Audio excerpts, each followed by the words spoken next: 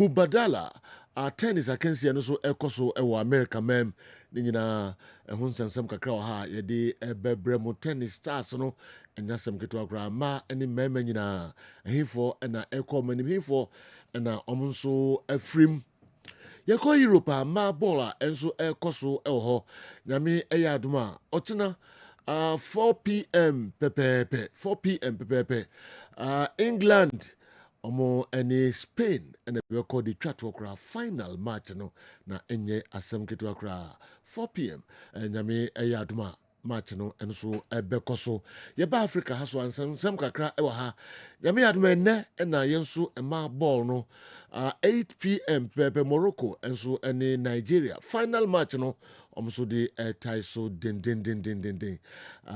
enra Ghana ma no eyade etimi the penalties eto so miensa Ghana ni South Africa it me more penalties wa regulation time no eye 1-1 penalties and Ghana din kunim e South Africa so ama Ghana atoso miensa we any other local stories ayababo no e de bremo preseason matches ahodo eno so ekoso ana preparations GPL teams no eye ewo omaimu clubs no bi etutu kwan ni ade omaimu ni nyina no hamboboa gusu sanso ena transfers ahodo no so ekoso nyame yaduma ene awie donko Kumasi Asante Kotoko ene Kaizer Chiefs din ewo Durban hompopo ye din kadi abremo ebe nansan na Tony Montana ekopie ho report ahodo pi ena ode abreye ena ode live commentary no beto aso Kumasi Asante Kotoko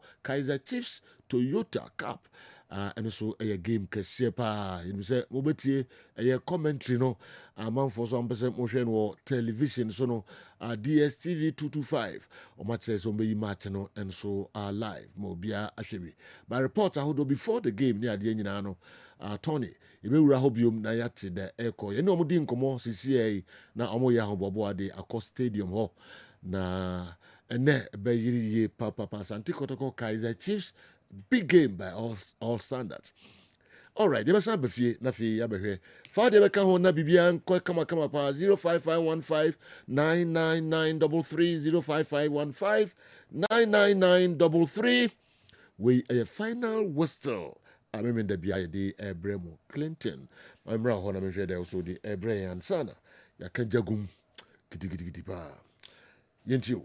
Right, General, Yantua so and I am far updates a free amount for Crosso. It's me and Fan Brian Shas free Manchester United. Omoboko no Australia, mo preseason or more, and so United States of America, Chicago, and a Manchester United or more preseason, and so it's me Ashas no training. It's me Echo. So now Ruben Amorim, and so it's me quiet press conference. Now press conference at United team no, so it's me quiet Ruben Amorim head coach at the Emma Manchester United team no, say yeah, just any options our attackers no idea na ni so no hwe ani mu say season no enso etimi start ye obeki sa options na and as attackers odo mbewura yes next season start no obetimi keep on no mo etimi proving right Ruben Amorim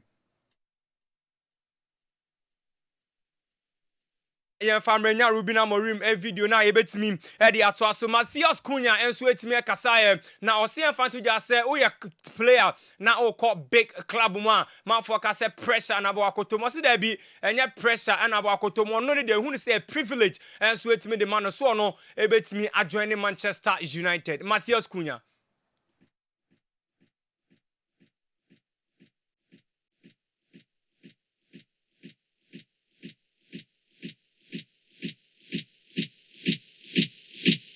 Wow, yeah, to us videos in here ready. Bet me the Abramoyan called Victor Osimhen. And so Victor Osimhen about the ball. And so Edman Napoli and Chebia no a transfer to Galatasaray. No, bet me complete. No. I go signing the contract. It's me the amount now Victor Osimhen. Ese yemfa entuja. Ese baby o free no Andra Oremu ewo ne man Nigeria mu na okoye no ana eye ekra o free no okoye woni nkra wo etimi konya interactions etimi kodi di nkomo se baby o free ewo Nigeria no so ho ye trenches ho slams na the worst enemy kra no ontimi enwehye no se ba bi ono Victor Osimhen enso etimi fɛ no entimi fɛ front Victor Osimhen video no ready ana wa man sa so etimi akwa bra no so eka enso etimi de fa ba bi ono so etimi free enso ewo ne man ya friend Nigeria mo wɔkyerɛ ɛsɛ ho so trenches enso etimi de man tie nkɔ na yanko Victor Osimhen wa bra no okasa de fa ekura ofiri so ewo Nigeria. Some familiar faces and also trying to reminisce on how everything started here with my family, with myself, the struggle, the agony, the pain. But to be able to come back here and also give back to where I go from is a real privilege for me. And I do this now like since I became a pro, because this place is not a place that gives you a lot of promises. You have to really fight to earn what you deserve, and just like everyone knows, my success story won't be complete without mentioning Olusegun, most importantly, this street, because this is where I grew up from. This is where a lot of things happen, a lot of shame, but I'm happy that God really put His grace on me to be able to actualize my my lifelong dream of becoming a professional player. And I'm happy to be here, to be also among these people, because this has been my backbone in terms of my support system, because all of them that you see here, they really go out for me, and I'm grateful, because it's not easy to become a pro and have a lot of thousands of people from where you grew up from, to support you so massively. So for me, it's really a great privilege. I don't know, I'm the last born, so as long as I can remember, but I was so young when my mom passed away, and then my father died in 2020. I think it's been a long time. I won't be able to say some specific time, because I think according to my dad, we only had the firstborn when they moved into this place, and then he had 6 years. So I think 80% of my life I lived in this place before I went out to search for.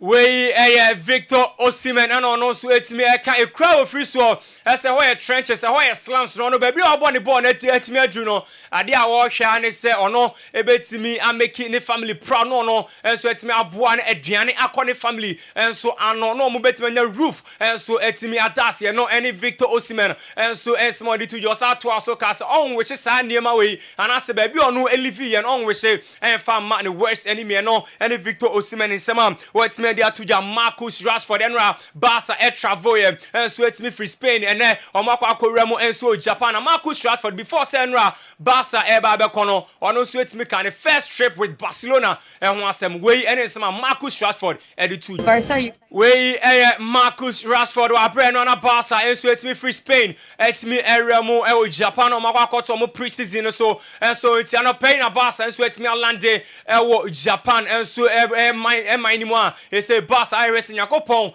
Yadoma Sunday on game against Vesoko with Barca Eko Drew Japan in it Robert Lewandowski Nesino Samsung Abueni Dinde Lamine Yamal Omo in the Marcus Rashford in here it's branded Barca Ebeke Barca and so Japan airport Barca a players no team kwa for no ma hwe ese Yakopon Yadoma Sunday game on ball e the Etia Vesoko binom and so betimi akoso yen Liverpool almost as and 11:30 AM ya Liverpool book game and so Hong Kong at the AC Milan and Jeremy Frimpong and Virgil van Dijk and so it's me akakasa and Jeremy Frimpong say Hugo Ekitike last season on your good form on your good season at my Frankfurt no Giri said boy now Liverpool and so it's me signing on also bet my good addition at the Liverpool mobile Van Dijk and so Kirby at the can Jeremy Frimpong side the twice so as Florent Vita or no and so it's me free Leverkusen and by and say you no and a convince no back Jeremy Frimpong see free Leverkusen and on also about Liverpool no or they can join here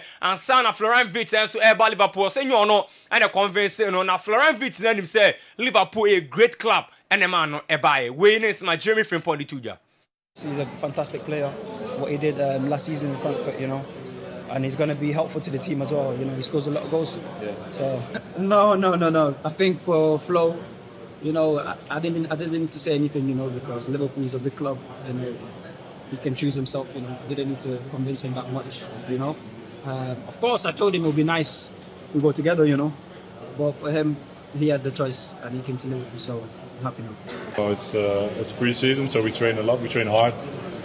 What I said, a good game ahead of us against AC Milan, and hopefully another good minutes in our in the bank, and then we travel to Tokyo. Listen, I feel very good. I think the love and the reception that we got was incredible, and it's been a special place to come. I think for all of us. I've never been to Hong Kong before, and I really enjoy it so far. It's hard work, but it's good to be here.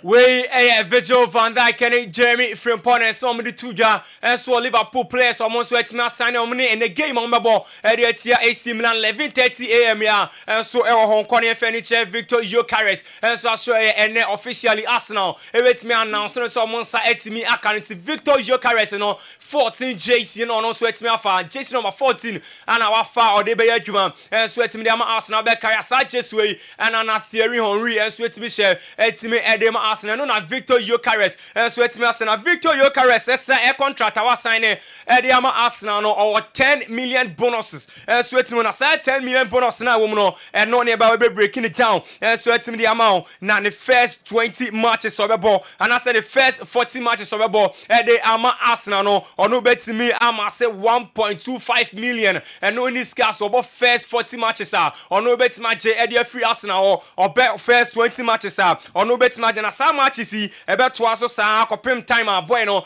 so bet me 5 million euros from matches or no so bet me ball it's all bought games no na ni sika no it me increase it bet me increase from 1 million so it me 5 million or twice so or no so it me 40 goals contribution and also be 1 million euros na 1 million euros no be for the 40 goals contribution no so or set 20 and after 20 goals contribution no Arsenal be the kind chia 500,000 pounds et me the man say 500,000 euros et me the man sana 20 no esa ba ebe kan ho on side 500,000 euros no et me account in the goals and assists and cabo my goals contribution and no enso ni sika boyfriend Victor Gyökeres and subetimenya so no enso et me boama Arsenal enso et me 40 goals contribution so to also Emma Arsenal qualify for Champions League in the first season or benya 1 million euros second season Arsenal qualify for Champions League or besenya 1 million euros third season Arsenal qualify for Champions League 1 million euros beba and a fourth season Arsenal qualify for Champions League bema Victor Gyökeres and sa ebetimi asaka 1 million euros and no any 10 million euros bonuses a war boyfriend Victor Gyökeres in Arsenal or mo enso etimi di oni mu yanto so e wo MSN Palmieri enso aso e wonom enso sina kan edema West Ham United na West Ham akache no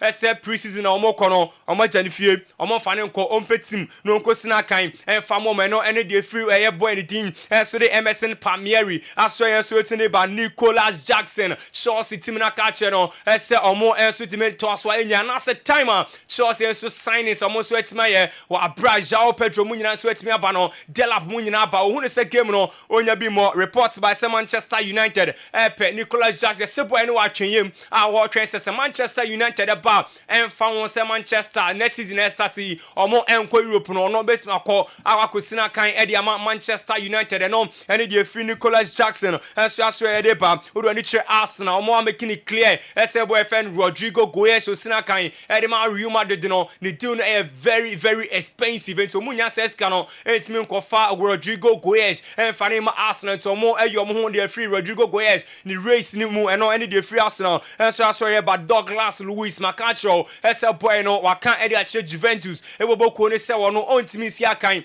en fa mo biem enra ana Juve omo preseason start say Douglas Luiz entimi anko omo preseason no so etimi start say no odo ani tre England na teams ahodo so etimi pen West Ham United and boy no edin komo Samson atima team so de Tottenham Hotspur so e pen no say see ya no pay ya Liverpool so etimi race ni mo hwe say boy ya friend Douglas Luiz no omo sa ebetima ka no na obeka ya Lucas Paquetá by say boy no match fixing on sensem so it me by say on games no to cha papa na Lucas boyfriend Lucas Paquetá no report say can say sansem na by nya no so it me ensure next week the man for so hwe animu say F no betima ba no ma be clear Lucas Paquetá because ensem no so it me by so no so cha ne match fixing on sensem no so it me enye no kre no and it me throw ba Jao Pania so defensive midfielder Osina kan Eddie Matt my friend Bayern Munich report say kan and it said to my friend Tottenham Hotspur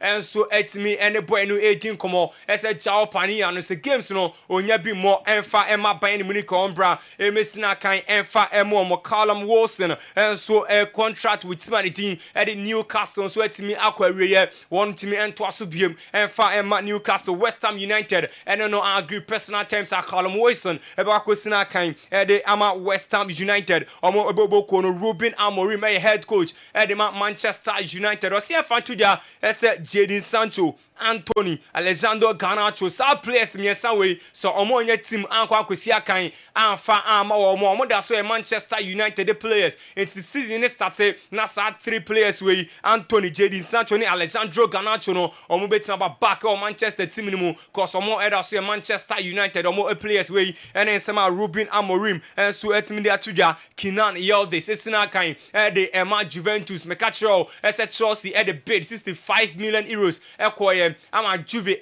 rejected sa bid no na Juve am making it clear as boyfriend Kenan Yildiz no omo ton na enyeye ono ebetina cause project Juventus no Kenan Yildiz is part of the project Galatasaray Medical Culture as omoni Victor Osimhen contract signing no echebiano subetimi abaso wa bra Galatasaray any oyetima did Napoli and so agree on a transfer fee Victor Osimhen eba kwesina kan de ama Galatasaray omoboboko after say last season no ball loan no the deal no ebetimi aye permanent no and the etimi from na report by Xavi Hernandez and so etimi call India omo national team ne say head coach no omo enfama no marry India omo head coach na report there ban up and say Xavi camp etimi ababe debunk sa rumors e by Xavi Hernandez call India for team no emano no enye head coach enfama India national team say sansem ni nyina enye no kre no eno de etimi from about Ronaldo enra Al Nassr omo training grounds Ronaldo so etimi PM after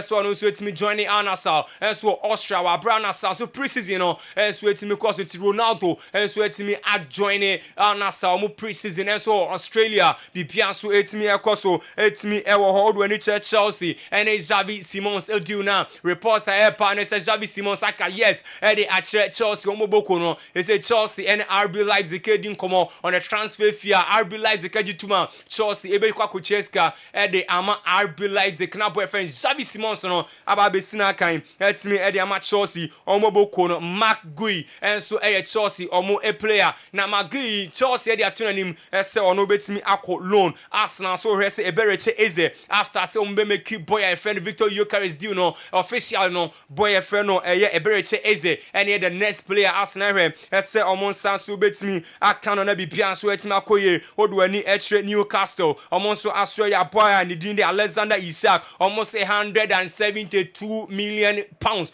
and omo beje the free team bia ope eno British record fee and omo he say omon sabetimi aka cause omo say Alexander Isak no a big fish into omo ton na also no etimi call as a British record fee and sana boy no omo jano amana come in front to him say Endra Hilal or Saudi Arabia at the 600,000 pounds a week contract offer to boyfriend Alexander Isak and him say one share no no swintimin J MSC can farm to 600,000 pounds a week and yes kaketwa and Timanity at the El Hilal and so to me the buy no yen to so Dusan Vlahovic and so Dusan Vlahovic and it's my friend Atletico Madrid and so 18 comma omo he so monsa ebetima kana Barca akache anase Barca edge home ese boy and din the Mark Andre ter Stegen or captain the ma Barca omoboko no omo beje the captains no etimi the free 7 Barca the 4 players so etimi go mbe yibako the akwa Barca omo captains no Inigo Martinez Robert Lewandowski Ferran Torres and Lamine Yamal so players forward and omo here so no omo captains no so last story no boy friend Vinicius Junior report there ba no say Vini any Real Madrid team no etimi call say and I say Vinicius Junior etimi no call Madrid e was say omo extending the contract no enfama no na o catch omo say opesika yeah Kylian Mbappe agini bi na Real Madrid they say boy no emodin wonu enru Kylian Mbappe na say opese oni Kylian Mbappe agiska pedia next season ebe Vinicius Junior improve enfanche Real Madrid o mutim no eso no e deserve Kylian Mbappe esika ni bi ansana omo etime extending the contract the says can be e de amana na next season when etime improve enfanche oma Real Madrid team no ebeton boyfriend Vinicius Junior general. Okay. Clinton yebedasi na fi yatwa so ode kwa manone babia enu hawanwura the transfer stories on the club news and so abrayen there na also the babeka ho na yakin kan de amount 055159993 055159993 no any WhatsApp line waiting to messages no afaso abrayen ejafo transi na fi ya stories no and so emu kakra we a final whistle jumadi memenda bia yede bremo. Okay, yanko Dr. Amigashi aswe emfankrato tititia yeba ne ba weto so ano kana Dr. Magashi so odi dwuma pa ha o Dr. Aje abasobode bebre di framantam mu ade abepie asantima mu wo se ahaban kasa wote fa uyade bia bra Dr. Amagashi ho na onte ne te emfama ho empadi force se wo yare na se wan fe wo se a obi enhu mobo yade ben na etete wo yade ben na ni wudi asie bra Dr. Amagashi ho na onte yade no te emfama ho eye stroke diabetes hepatitis akwada ne kokobo apie anase oba moje etu no opa wo hepatitis B so oyade pa na kidney problem o beto ne te na uhia anase agien yade na etete wo akawahye ehia wangu tutumirika na bra Dr. Apostle Amagashi asuyeye na yade bedwane kra empanifo se yakote aduromra eno ane ahaban so yete no wuram Dr. Amagashi onfa ahaban ne enka okeke na emomu no obompa ye kire otwede amponyankopɔ totrobosu kwa me basa yi adom se onfa adom ene ayaresa emra na wode ahaban ne kawa amunum ho ana ho ye wodene Dr. Amagashi so nim sunsumu niema obetrase ahwehwe wachi babia yade ne firi a ebaaye wode ahaban na kawa ma wate apo wo ye champion Dr. ni bia wode ahabandro anase wode nubra eye adwuma de se ebere ne so kese a Amagashi na wodwane betwa no efitete odumako abo ade na yede adom achede ema Dr. Amagashi ode adi dwuma abesi ne Amagashi wo ye champion Dr. keke fa wo yade ebra na wuduru hompo a yade no 40% kura ti meyira ansa kura no wo doctor se wo enkrama mu a enha ho makuma se kura eno ane se obekọ Kaswa Prison Junction ana wotakura de a Apawan Kejebri Government Hospital Kumasi so bra magazine macro police house eho ana Dr. Amagashi asoyewo Techima so our Hansa Brigade ana Bogoso power line eho ana obehu Dr. Amagashi je number here that friend Dr. Sesia e was 0547 044 307 ana 0544 580936 ana 020 2408 206 Freddy Sesia na yade anku Dr. Oye kikim Dr. Oye bruta everything trade he be sine twedi ampon boss ro boss ase wa mo bibia biem ebo mu niema no bibi fufuro bia meka ho biem eno amu na suahunu nimde e kire de ye de enye ene de ye ena okutwa so mbeka akire tiedi ni ye pa ne fatu tiri eye Dr.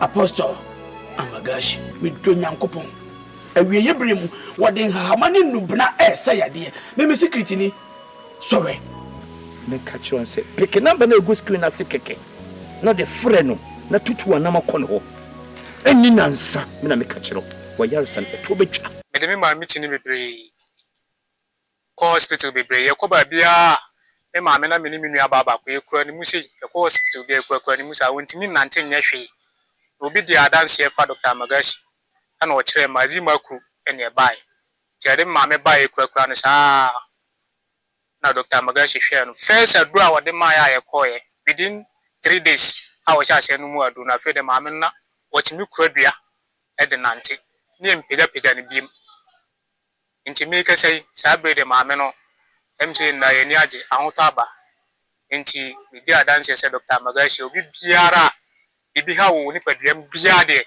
mo jide so ba Dr. Amagashi aso ya bibia be kam an sa mi magani ko na taka cikin wani magani sai wani ya gwada min wani doctor daga micro wenzo inda nazo doctor change in lab na jena in lab nezo ye ba ni magani so ku kenan so ku na gani wala na ji lafiya na law doctor ce min kama aje alima ciwon nan ya bari kura yasa dan wana musulmi saboda Allah ba kariya bane agona hodu ko kata madu agona mi dogbene mi agbododo ye mi la dodo na mi fie acho doctor magashi wo doda ye mi ko egbe mi la gbe do na mi jiji be mi ana hodu ko no anya be fifie doctor magashi watikie aboto kata ko dem nyamo la kata atikama ko zamile ma na nya se doctor magashi nkokwa na ko be fibroid lo dubu diabetes lo sisi adolele gede nko gangan yo lo dosi e o lo sisi yata mi jibe mi ana mi anya be mi o kata mi ho doctor magashi watike ko dem ne mi ano zaza ajebe ye pe ko nya nweto ye pe ko bodu ko kata mi ho dem yata na nya brevi yo nya brevi kwa doctor magashi watike ye nya nweto kemi pe dem ta mi jibe mi ana mi anya be doctor magashi watike ye nya nweto apene mi wa o hwa ma me de bae imo bulu keke na ye aye ya sese me wa papa ntinu nyina na de kwa na oye o pe ni nya botre ye tie se we a critical issue ya ma papa me ko papa me de cooperation e tu na unu ba na je ni ho awan me ko papa no cooperation ma ba so me nyansa nka ho no ho beto ma be fama de why anyway yes kan me ko be funda ka no ton fen so prefo ne wo ye die o so miensa na ke fe kan no no ya botre ma me jeru kra ka kire some fan ko amagashi wo ma ko police house wo kasi kan wa tono ye de wa ye opani bato ala sene kimi ko amagashi wo ni ko amagashi wo opani ye ni ko ye de ma to ana pressure na wo so wa sa for sa no ya ye nyani ni am de ya ni me so fa amagashi am sa sa bro wa sama Nurse, kana mejati Fabian Cheno besa. No, no way. I just know what kind of man. I'm a mother to have me back with me and send me. I know 5 what Kakaya mean now wanty. And no ben on for mammy. And no bay. And I won't for mammy. I day. So to me, some Yalia, I didn't come a menko. Yamutre, about what seller, I would train to young for memoir. What me about what seller? And then me about what seller. Yakaya, said Dr. Magashi. But you be papa and say a leer. A baha ben dread yakwa yard your number 1. My baba Tina say, I want to swimming.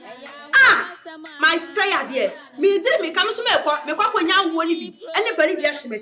Remember to have you more sure. Anya, Ken, I want to make a stammer. See, I know I'm a guy who hospital. A problem training, so I told you she won. When you say you go, I say, and me who say that ye be each other. So we a doctor, not Sabi. We are food, won't mean her. Would ye young one, Amagashi, would ye frame your summacy, would ye yadu the abenemeso? Guam, Doctor Babu, actually yari for number. Nam some ye doctor, we are not failure. Manka Magashi wa, Kamsa Sabro, a camiso. Let me say the paper dear who as I appear. Let me name some of Frahan and the Saya dear. We could how walk any new brown will be brave. Now, so more power would get, Befia. So what in the tech? Messin Bedia Tonon, and Yassam Tetua. Dear, how would piano? Me say, what Dr. Magashi and Fayadi Mku. My idea,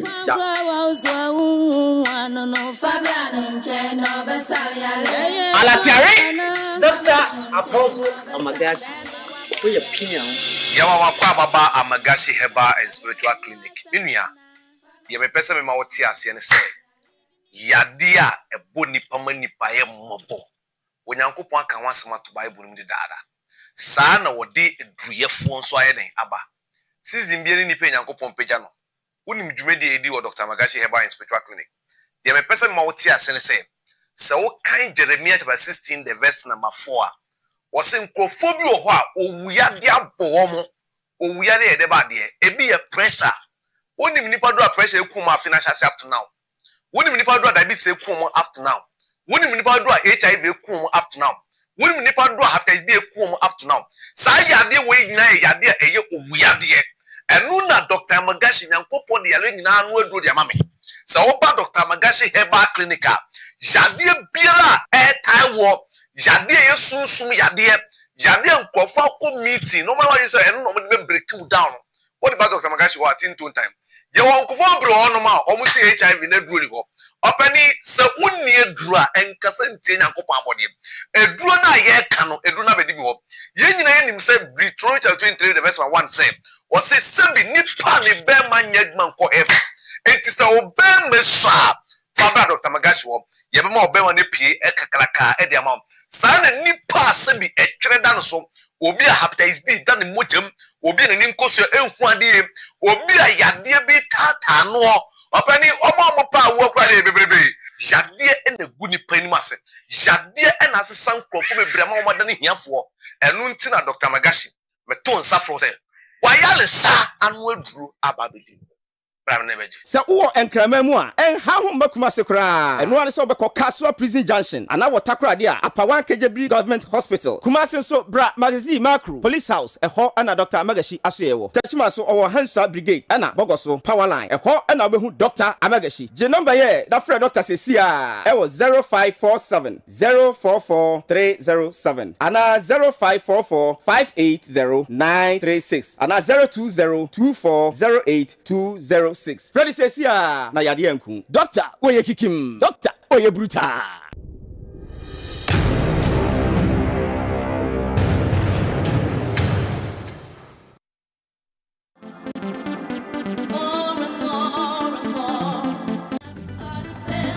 Yo ye ba na fe ye ba ba stories no enso emu kakra nem se dedi akotin pa andike you know transfer stories transfers say minim do why na was pa Isaka na it is Isaka scan almost had to be abekon from Saudi right yeah pina na 600 almost cost 700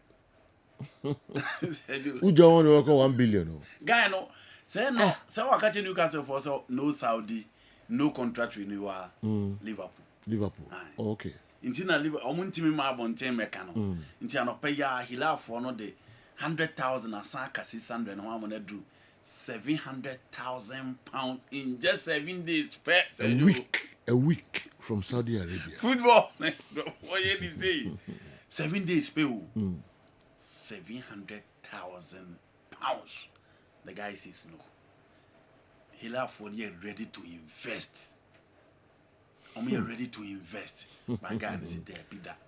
Newcastle for initially we saw the Basenka contract renewal and got 300,000 pounds from 120,000 pounds. I got the 2 years contract. And the government fanko a year 300,000 pounds now on Tina. He says no move to Saudi, no contract renewal. He's not mentally stable so they for flight and move to Liverpool. Liverpool is here ready. So on be breaking bank and 150 million pounds. On me ready so on beating it. Auntie, say there Isaac na for baby as do. O for baby Alexander Isaac. On for baby. Ikobusa isi say o deserve sa na so your worth sa sika na ye kana. O say club no enekuta the selling price no. Yes. Is it not too much for Alexander Isaac? Do you know it is too much? 700,000 pounds a week from Al Hilal. Yes. So, dear Nkwa. Do you know? No. Is it that special? Selling club na some no hobby. All right, me know ya. So we na turn ade. Yeah, be there turn ade. Odo be genu asem. But the speciality comes in with a lot of them. Number one. So far obi or yes special may depend on your word special. Obi who has a do what the 150. Let's say PAG at over 200 a coffee name. So Busasa does he wear that amount? It's special. Obi abeka so special. One. Name abema the increment in terms of numbers about stadium and near back. Name abema jersey sales akosoro and we mean. Number 3. The whole French League and it is a bit sending him out as a free Barcelona bar. The euphoria and the creating of awareness about the PLG club no a best again the mentality of among form what the French League no a best say Cristiano Ronaldo join inside the Pro Liga. Number 1 said you Al Nasser fans enjoy in terms of goals. The fans will enjoy in terms of personality. Again, so Ronaldo go away a matcha. You expect say any pair Ronaldo no in terms of percentage, in terms of numbers no kosro. So Ronaldo bo game with Homer. Any pair no say first nipa 2,000 Ronaldo nko betim di nipa 10,000 aba. And I know Anasa for cup preseason tour Austria. Omudi kind na Ronaldo number. Said you. And I know what is a Ronaldo banana queue a ball airport. Obi a check Cristiano Ronaldo. Fans so a man member you now could go because Ronaldo is coming. So when you spend that amount of money, I was such player he worth it. Maybe park and so their own team fair non amount, but expanding or bring a lot of them on board. Again, that tourist attraction. Enipa bebre bomo wa bonti o matse Ronaldo aba Saudi nti omo kwa akotwe no again eno so ye numbers sponsorship deals are Ronaldo aba Anas nti omo beba be join no said you eno so ka ho again television right we we are seeing now omo be pese on be the Saudi Pro League because of Ronaldo nkwano said you eno so e ka ho nti say we spend that amount of money on Cristiano Ronaldo he worth it but said you anyone making Isaac and Fabiaba Alexander Isaac Uncle Hilal Enko draw fans to stadium. Alexander Isaac Uncle Hilal my uncle Kase Onuninti the tourist attraction Saudi Arabia because no Alexander Isaac Uncle Saudi Pro League Nunti TV rights Enkosro in the Saudi Pro League. The Ode kwa come on performance on the field of play and it's all excited fans both home and away and only the Isaac Deko. It is a from the perspective of selling club on the and no man. But if you look at the perspective of spending that huge amount of money and football who they said you many way you say Alexander Isaac is not that special to attract that huge astronomical figure. It is a £700,000 in just 7 days, David. And oh dear, he's not that special to earn that amount of money. But in all, he laughed for said you name a cock. Last season, near man ko ye be brand farm momo. A mom coach cry was a coach in a co. Again, oh, say, show more. Alexander Mitrovic, a do baby, not a prana dorsal. Until say if a club walk up, no, ya who ho.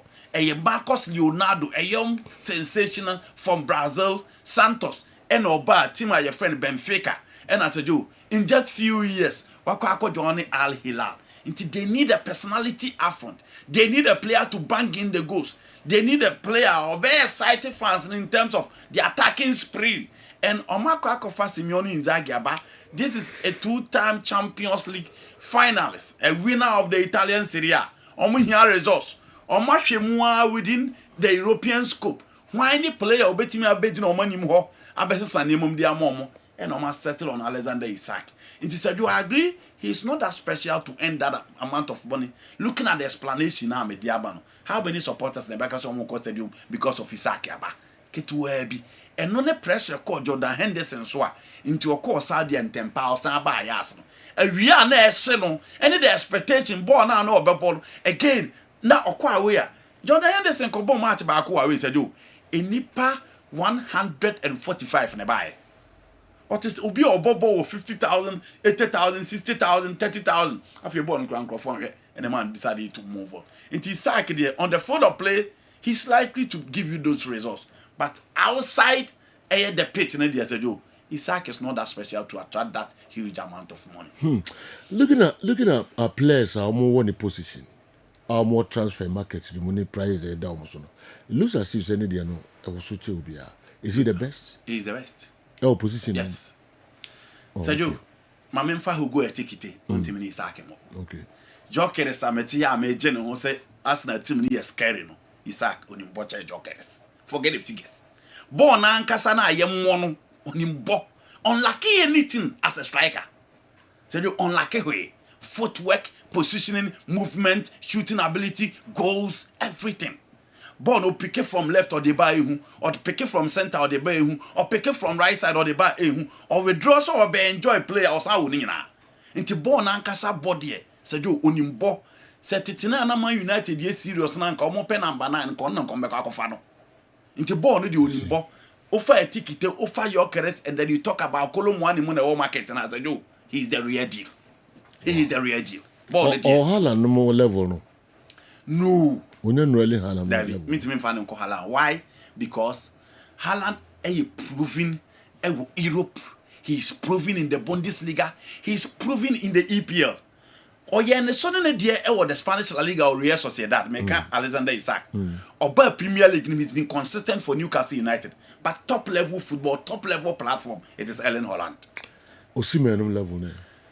Hi, Genoa. I'm Osimhen. The difference between Osimhen and Isak once again still goes with the same criteria to say there. Erling Haaland and Basadio, he's closer to Osimhen. In terms of footwork, it is Isak. In terms of player who is proving, Osimhen is proving in the French League 1. Yeah. He's proving in the Italian Serie A. He's proving in the Turkish League. He's proving for his national team. Yeah. Ofa Isaka, he's proving in the Spanish La Liga for Real Sociedad. Proving in the Spanish La Liga national team, no. Champions League, no. But the whole Osimhen boy in the home. The difference between Osimhen and this guy, footwork. So the ball nankasa body is acting brutal. No the but in terms of proving track record and numbers, it is with Osimhen. Hurricane. David said you Hurricane or Esro. Okay. Hey Hurricane there. You know Hurricane the master. Hurricane or Lewandowski mo level. Yeah. Hurricane Lewandowski Erling Haaland. So you number 9, it is Hurricane. It is number only one of the few English guys are only PR. Because I do PR on the Bellingham. Say Hurricane bought for any of the top club. And also PR and called Ballon d'Or. Because I do Hurricane was the top scorer in Europe last season. But one thing so we can say for Ballon d'Or man. But now you Mbappe veji bia obi say for Ballon d'Or man. Inti say do Hurricane, Erling Haaland, Robert Lewandowski at their prime grade A. Say do Hurricane do nimbo. Left-footed goal now, it's there Flamingo no. David, say go no. Players are how do say everything at say go. Hurricane was top. Isaac mo me fan say second class and Bibisa ma me fan say. Isaac gina wani mu adwunu ho ato. Isaac gina wani mu ho ato. He will start for most of the top clubs in the world. The Newcastle etua 300,000 pounds a week in man obetrana. There be so demanding. So demanding. Latest Abane say, Sam Commoning in an crocodile de John. Oh, or see Liverpool and nowhere else. And nothing I want corner. So I'm beside the how. Oh, or still I won't go so a dinkobo. Or Mubusa Bruno Guamera's captain Enra. Or say that I'm for no one in Akasa, but still I know a personal decision. In Tinkoma, Gonzalo Gaitan, the agent in the discussion on Omoye and they say Saudi on contract renewal and on renew. I can't 2 years. See adie nadwen wa prepare ne say or call Liverpool akwa kusia kan and the Newcastle for catch omo say omo Liverpool for so omo pen no omo no madi nkomo dia or just omo break bank na because they do so the 91 koto Hugo e ticket now the 115 koto Florent Vest dia we 150. Okay, the Liverpool omo prepare say omo betua saying na man a week say do no Isaac say do obi oje 120 there o ma no 250 300 o deserve. Okay. We 300 o deserve. We ska o mutu atwa gida nsan dwemo grade ai sa figures na. Said you into deserve that same amount of money because so call Liverpool he belongs to the big boys. And o call Liverpool maybe Salah who else? He Salah free ho. Who else? And said you omo Liverpool team now dina top na omo fan to team news na re. Team na kono. Oye bibini bro need e ba bibini be rejected 700,000 pounds a week. Uncle Bobe 2 years we don't sound Europe. Your money is your money. Here, your money is our money. Difference no. Yes. E hono usika no eye usika. Ba ye ha no usika no ye sika. Nti obenya asomdwe. Wan be wan pressure. Be wan pressure. Ba se do me kwabna me tie na me bo ayi na me 700 na me krombo ni fo na ko hu se 700. Ka me nan sorry me so me data no na ye be message ni na abu ma busuafo ni me fiefo ni me nan fofo on be ka gentleman ko dit kan ko ma me kroma time deal here say ba kudu so ho ewo eye Saudi no said so nkomo eni afutu a ne free chiriba and hwe afutu e COVID Osimhen ho it is 700 they said your money is your money. Amanfo bati te kutoka hu se wa fru plane na okwa America number bana kese e ko bo anim entry point and exit point bia na Andy Banner e bobo ho the pride of Boni the pride of Boni Stoneface. yes what was that na uko konyeska na oba ungwa na bedi debi oni onmu na bedi okay in the 700,000 pounds a week also ompe wow you sure that transfers Imagine say Andy le player now we are back. I did Like how? Even if you are playing for Real Madrid, David come and reject. Barcelona come and reject Andy. Kako this card. Yes. Okay, you know where you agree with our and say, yeah. After 2 years you will come back. That's it. After 2 years, say you. O de o kwa akobon humodin na ho kra akwa no want me provide results o ma pressure mo about after 2 years because Isaac after 2 years he will be around 25 26 Isaac is aba o hear there team see you know the strikers na kra hwan mo and the strikers they are occupied strikers na hwan mo so we Hurricane we Lautaro Martinez so we Robert Lewandowski and Lewandowski 35 years we Kylian Mbappe mu free wa hwan mo these young guys are Omonam through the ranks, the Yorkers, the Isaac, the Osimhen, and Osimhen, I want to believe, say, I'm not finding any age in him, you know. Osimhen may who say I'm not finding any age in him. Yeah. Maybe you're free. Yes, you know, man, call for him. Because, say, in Liverpool, Osimhen, why are you going for a ticket? It may show any age, you know, Mandy, don't you believe, say, be a Salah or no, so be a do Afcon time, no more firepower up front, no be limited. Mourinho has had many African players. But he won the league twice. It's about the options that you create. Because now Mourinho no options. So what you say? And unfortunately for even Mourinho, he had Mikel and Essien at the same role. But said, who make it shift for just 1 month, you are good to go. Yeah. Intimidate to say African, but there was Sadio Mane and Mo Salah. Yeah. Do you know what you say? There was Mane and Mo Salah. And one day, what I was those years, no, Omontimi winning league. Okay, I've come here, mobile was it 2017? Say you Cameroon yi Senegal Sadio Mane buy no mu bosi. Yeah. Na Liverpool for no support munim say ye Senegal from quarter final because omontimi do semi final. At least omo buy no they pushed that season omontimi could do final in the Champions League. Real Madrid no. Even though they couldn't win the league, but say you they pushed. And say you na imagine Osimhen Salah na omo nyina say you ombe provide you a lot of numbers. They do 1 month and especially omo countries are most often omo pim come when at least quarter semi you see them. So say you ability to maintain the numbers, But in all this, Arsenal had Laurent a time in Meya.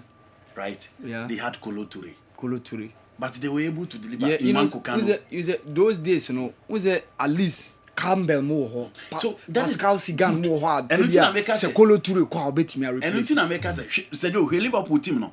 Yeah, the two people so team B kura obeti me abolic na debe 8-4. Liverpool team no. Yeah. On paper because you see as Isaac ba said you not just a gap backup bench. Suppose like backup bench. Said you they look at the team on our screen so. Yeah. See as Isaac ba etikite or backup bench. Yeah. Suppose like backup bench. Harvey Elliott, Curtis Jones, Joe Gomez, Wanda Wataru, Andy Robertson. Yeah. Look at the team. Team B. No, I don't know. It is a when you create these options, and in the Premier League you need options because Liverpool bebo Carling Cup, bebo FA Cup, bebo Champions League, bebo Premier League. So you need options, and these are options. No, how they are obviously. And so you look at the team on the screen. Scary. Maybe be the number of goals then round. You see Gakpo. Isaac, I was around about Gakpo. Isaac the lead it up. Yeah, but you see no. So now so bench. It's just a my. I think came my. Okay. Ono ba Gakpo boko bench. Yes. It is a team now more no. They want the league and they want to defend the league. Yeah. Maybe be you goals now on match channel. You know this team the attack is scary. Okay, yɛntoa so ɛmfa ɛma yɛbɛhwɛ other transfer stories ɛnso ɛmu kakra awa na menim sɛ nyɛ obi a ɔnyɛ obi a asɛ sika brief ka bebree a ɛkɔduru level a awa sɛ ɔno a ɔbɛkɔ deɛ a sɛ bɛhu sɛ aberanteɛ no biribiaa bɛtumi asi biribiaa bɛtumi asi sɛ meyɛ na me start na me training nkɔlaa no bi na deɛ te na wate atɛfofra sɛ me training nkɔlaa me biaa bɛtumi asi oh no you've scared me this morning. I never knew I can scare you. We are scary papa there why there me can reach you. I want me bibia. Me say that for me what you go other transfer stories yeah. Okay, you know. Enti saa na game no ete ewo eho enomo. Now, see you Manchester City. So what your omo so team omo ye na omo ye quiet. And they don't nobody is talking about them. Now I'm sure omo team no omo hihye baabia de some omo wie that ana. They be omo wie Man City. They be see you omo right back. Okay. Omo the right back. Okay. So omo team no ya ready now there are two screens. So omo need right back. Ja fe na omo pe right back. Inti di ka ba say Wesley na omo kwa akofa no. Wesley Franca Flamingo for right back na say you now die anything no. E di ka ba say ono na omo kwa akofa no. Now omo san relax here inti we dey omo did them first na share wawa. Then so the first is not moving. It is also omo team na. Diaz okay, just go with Diaz obviously we put to center back. Omo san James Trafford. Am Enre Yama James Trafford aba. Anori and so be left back because Nathan Ake injury situation.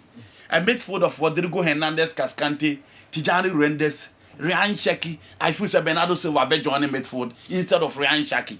Attack, you know, looking at and the Pep will rotate the attack. It could be it can be Savio, it can be Doku, but Ellen or Holland Mamusha omo there. Likely so omo ya cementi omo position. Into show omo team on your screen Ajidra. I can right back. Matthias Nunes or attacking midfielder. And a Pep edit the ball. Inti omo team no nhihye because we winning Pep will be and said oh anytime and the team ISL be and the right back is solid. Carl Walker, Daniel Alves, Philip Lam into Onjoku with fullbacks. But so when the team we are Matthias Nunes said oh okwa any more be there because of your attacking player. But defensively sanity. To omo room e Newcastle United. E kwa kofa branch fe the team Livramento on any player as you omo person omo kofa ba and in Livramento what watch Livramento be a dia ba ko de ma on say otimi ball right back otimi ball left back or attacking very well or defending very well and he's young inti Pepe room ho aginra okwa kope abranti aye fe Livramento e de no aba e wo ho eno now so wo hwe eye Ademola Lookman deal na aginra no pay ya intambala le fonso room na omo kirema omo de 40 million euros ene koye 40 million euros na omo de koye no team a ye frɛ no eye Atlanta for so omo nsom enti so omo nsom dia omo de 5 million ka Lookman sika no na koye 45 million euros for Ademola Lookman again Inter for na room or Chelsea aswe sadio omo se omo he Chelsea midfield no na omo hwe Chelsea midfield na omo hu se Enzo Fernandez okay omo hu se Moise Casedo and Claude Makelele kan no say o se nyam Casedo row and so Chelsea because can't abegene there Makelele abegene there it is the turn of Abrante Fed Moise Casedo into ono to asementi Romelu Lavia obebo but Inter for so omo hu se Andre Santos enya de se games no da bi obenya bi abo nti omo pese omo be fa Andre Santos e de omo kɔ hye omo midfield then Inter midfield de na wa ayon kokra midfield Henrik Mkhitaryan na nyini but still how you soon adwen the ball because league na omo bo no enye pesi nti se wonyini kakra bi a na wo ye intelligent a obetinya deliver on the field of play nti omo pe Andre Santos na omo de na ba be hye eye fifi ho amane matimi akoyi Chelsea count on him especially performance okoda na di e o the FIFA Club World Cup Joel Hato and then Javi Simons said you team a your friend no eye Ayas rejected Chelsea first bid for Joel Hato Chelsea said almost still push because they need the boy. Until almost the 40 million plus 5 million add-ons and a Chelsea edeko and I asked for some more. Say do you know me bro me ya omo ebetimi asum ama branch and aba. Medican Babeka said the last game omo boy no omo etimi yiri free team nim eti all because they don't want him to get injured because you see an omo kwa ready omo kwa ton until they want the guy to stay fit. Now what timia ye adwuma e de aba Chelsea said the tie no. Javi Simons said yo ne en torad na e ba bewuram e wo Leipzig Germany. Sanso na Chelsea fon so hia omo ho na omo de akwa akobom ni nyina ne sabrantie yi his skin all journey boboko aye friend e Chelsea. Enti omo kwa akotwetwe nkomo na omo ahwe assettle figure ebetimi ama abrantie friend Javi Simons yi said yo waba na waba be join team a your friend e Chelsea enso e wo ho. Douglas Lewis anko training our first gamer first training sessions our continenza Juventus na say do Saudi Arabia teams ni room ewo ho Douglas Lewis there be still our person osi akan our top flight ho and also osi akan nti onye na de so kwa join team bia Saudi Arabia West Ham for aba team a your friend Everton for aba already to omunyina Kia Durabshan ba England and say do on the radar. Two teams I had to say no more about Twitchem Comono. Baku ya Man United and a Baku ya Liverpool. Na me imagine say our Liverpool for saying Douglas Lewis come on with food in Hudia. Not just as never be see Premier League. Not just so much ready, so more battle for the Premier League and the Champions League as well. Until Douglas Lewis said you on Sony latest at Omode Urban. Manchester United coach. Your friend Ruben Amorim. Said you see players now. Omo enenamo omo pe team no. Garnacho, Sancho, Tarier Malaysia, obi enim se Marcus Rashford dey say wonye team. Nti sa guys ni nyina no. Anthony almost sa bet ni ma, obeji omo no omo ya adwuma. Atie ba ko asejo. Chelsea the right. Na other teams are struggling so metimi aye kwan Chelsea fa so ton omo players. If your players na Chelsea ton no omo de omba behim no. Sejo gabo ni nwo bebrebe bia o. But Chelsea are finding a way almost tom and do almost key. So offer masters or more masters or the transfer now. Unam quite passo it be chow mudi. And one disadvantage to the United players is that Sejo almost see can so. It is a wood ja or mamma quaya and because teams in a warbonton and you're ready, sir. Or move it me to that huge amount of money at the amomo. A better che eze at the atul and now for phone you and him says I do. I feel way dear or kwakusia kaya. Or Kobo Boku a friend Arsenal na kwakusia kan. Arsenal for her so David Beko. Obi himself more per player in the absence of Odegaard. Arsenal more player bia so more per replacement more bia or team him. Inti ono so di nkoma che ne nam for say this season there Arsenal ni Boku a obekwakusia kan e de ama omo ewo ho.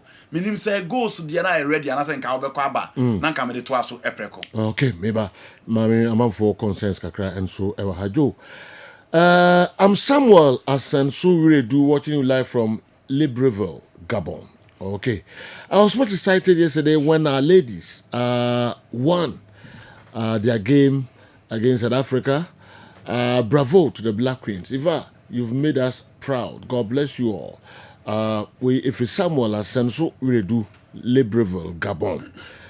Mami we are Samuel Kon enso different Holland and Abraya. To be honest with you, white people don't rush for money like we the blacks.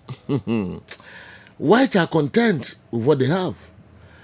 It's only here that when you go out with a lady to eat, she'll tell you to pay your part and let her pay her part. Also, Kabutira, when in Baoba Kodidia, or no Bacatro say, Triaudi and soon yeah. The Tierno. Yes, I had always catch or cry on our butcher. Coton Pabua, and Macra, no afraid, trust and deal. Say, my home Pabua view. Yeah. Metoba and the Baby Jamadi, to me, I say, or one way. The banisher that you know, answer a granny hobo. Dear had the said you, Albano. When Tiakra will be good to Yamana, he'll be that good. This is a do you feel on one farm and as will be at the command of it. Luciani Pan and Etina by high die. Lucian, I was Lucian and Etina will be high die.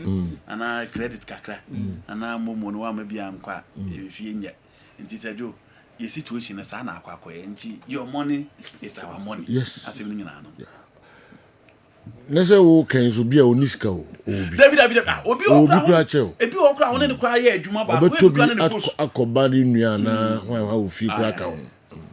Ba so bia obi kra che wo be ma. Wow, san. Die de ndem sa ka ho. Aka. En pepada.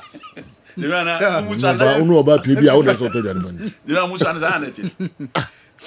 Oh. Okay. What dada? Shasya chepa. Poka awa. Before the white man cry back Ghana. Na wa em bebe da pa. There's the dangerous aspect say oba no sad in nkofo so asa. Na ya. O for mama oboto bi akomo bi. Hey, your society. Na me say ko bi birthday party man pa kro wa be ho na oba no. Wo di wie na san kwa wo san tika we man pa ko tuaka. Just o mon ko awa. Okay. Good morning, Wafa. Please wait to where is Andy Kem? Sledge in it to be a man. Wafa. Andy Kem wo ho. Untie me. Last night, I watched a playback of your program and saw Andy praising Arsenal and Gyökeres. Few weeks ago, same Andy Kem said Gyökeres was a Premier League flop and I will not do any better at Arsenal. Dear Andy Kem, what has changed? Your sudden show of praises on Gyökeres and expecting Arsenal beating every team in the Premiership is not something we Arsenal fans are happy about. Andy, kindly maintain your usual position on Gyökeres and Arsenal because we can't trust your new opinion about our team. Nana Sledge. Okay, Nana. David, Nana, your first premise. And my first position, I was discussing Gyökeres and other strikers. Will be the question by. And I may say, Gyökeres, the first time in the Premier League, he was a flop. Okay. Yeah, no, and I will be the bar say, now on your bimbo. And I made the figures our boy, I will do teams in the Tuga. And you know, the fact of the matter, and say, Gyökeres, time when you are chance by Premier League, he couldn't deliver. And only a semi but after failing to deliver, was a Premier League. No, Portugal is one of the most sought after strikers in the world. There were a lot of players as I do. Thiago Silva, almost floppy. Paulino moved to Lithuania and flopped. But when he had opportunity back to Corinthians, about Tottenham, Paulino crab at Tottenham were amfa. So he went to China, came to Barcelona, and stole the show. And the American say. Oba Premier League first time no when Timmy and more and only a fact and say was but they do after Premier League he has 92 goals in 104 games. That is for Gyökeres, and he's been the missing piece in the Arsenal team. And no me Timmy and Yana Diaba 80 Nana the American say and him hono hobe because Saoka Gyökeres Saka and then Martinelli goes to boom last season. With the videos never 53 goals. Or rank here a second to a Liverpool almost 54. Now about Manchester City, so you're more 44, and then Manchester United almost 43, and then Chelsea comes in with 29. If you can't hold them 4 goals in a match, later on made the member. And the reality is that he flopped when he came to the Premier League, but now he is one of the sought after talents in the world, and he is proving in the Portuguese league. Once again, their team on paper is scary, said you. Okay. Me quite team Nana J anyway, and so are Brian. White people are never content with what they have. As a matter of fact, they are the reasons we Africans or blacks in general are greedy. Historically, we Africans were doing so well before the influx of the white man on the African soil. They'll be so baby or no. Why expanding? Yeah, why expanding? Or they are called level for cry. I'm not from Bar, how you go to know almost a sack. Yes, only they came here to trade. They came here to exploit the land. You know, science, gold, bauxite, manganese, no, the cop. Yeah. He's on point. But so he was I'm baby. I'm the door can mean. Oh, you know, that historically, share in railway sector, baby, amoye, echo, baby, I have mining areas, either gold, timber, and all those menu asayenya no hwɛ historical that's what they've done. Again, on set time, a month for chat, I saw more Saudi. No, Tony Cruz criticized them. Yeah, but Tony Cruz was earning 300,000 euros a week at Real Madrid at that time. Now, say, would 300,000 euros? Was central midfielder. Oh, where was I? At a point, Messi moved from Barcelona to PSG, not because of anything, it was because of money. It's a joke. At the end of Simeone Inzaghi, an Italian. Eject the whole Italian Syria, eject the whole Europe, and move to the Saudi Pro League. Cash. Ivan Toney na Man U pen na Chelsea pen Saudi cash. Mini Ojidi Sunday ya Karim Benzema ni age in the Europe top most of the top you start. But cash. It me know ya but you are also say if you be a mensa be you be nkrofo a omo ye mrofo ba omo pesca. And na but do na so check omo lifestyle say you omo nyini pa ti say ye de na the PA also kunyeska about the PA also kunyeska because o sorry anopa o nana o ofa o wadamfo o classmate o coursemate the only tifie the only area no say do e ho say ntesa eno ne ma ntesa eno wasem ne yeke eno wasem na ba we dey abenya bi wo mu a ombo so ye greedy pa yes the word greedy ni e dey buy omo an dey from kru wo buy nti e it exists but o fa ye de na enipa ba ko e bia ne salary kwa 2000 o enipa ba 10 eno ne asema ye kai ho no ntesa Ronaldo se wa mu bi eska obie no obeba be gina bonti abeka se minua no wa ma miska wa hweme okoba o ma hwehwe ba ye ha de okoba e oso to obi Matias Cunha o video bi se jo odru Brazil and krom ni area na ote no to eni emagu ka mo edru fie be ma no oyi bi chesa o Brazil but elsewhere to ko US ne ho am na akwakoche na duane obi aye very okay eno ni asema aye kan yen kase brofo enye greedy no man de ba ntom ye bia but at least comparatively there omo de na che ye de say jo enye omo kwa na omo man no omo wari sikafo yi within 2 weeks was yon wari biom wa file for divorce yen ji ni pakoni sika mfama enye no bi ntina yes enye no bi na Chelsea for fans so etu boko palma lady na oni ne giant but you benye bi wo mu a omo ensusuban tisa so tia say I want the man for the ya branch Thomas Party sabrofo ma ntini yen ka se bi ni ho na so mu nyina na tisa but generally obi kra example bi odi free assignment akra Fuseni anyway if you assignment or say Joe not all ladies are like that. My wife bought me an expensive HP laptop I use at work. She buys me a slipper always. She has sewed salad dresses for myself and the kids.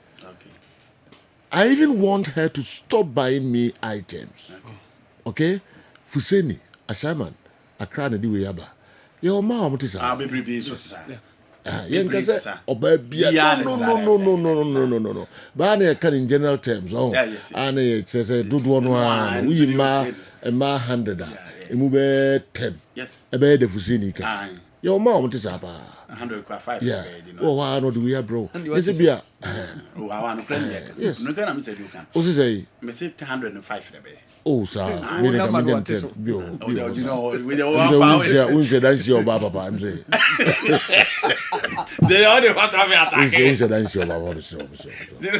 We say that's your baba. Maybe oh. I think we make it ban one day. The person say, we share baba papa.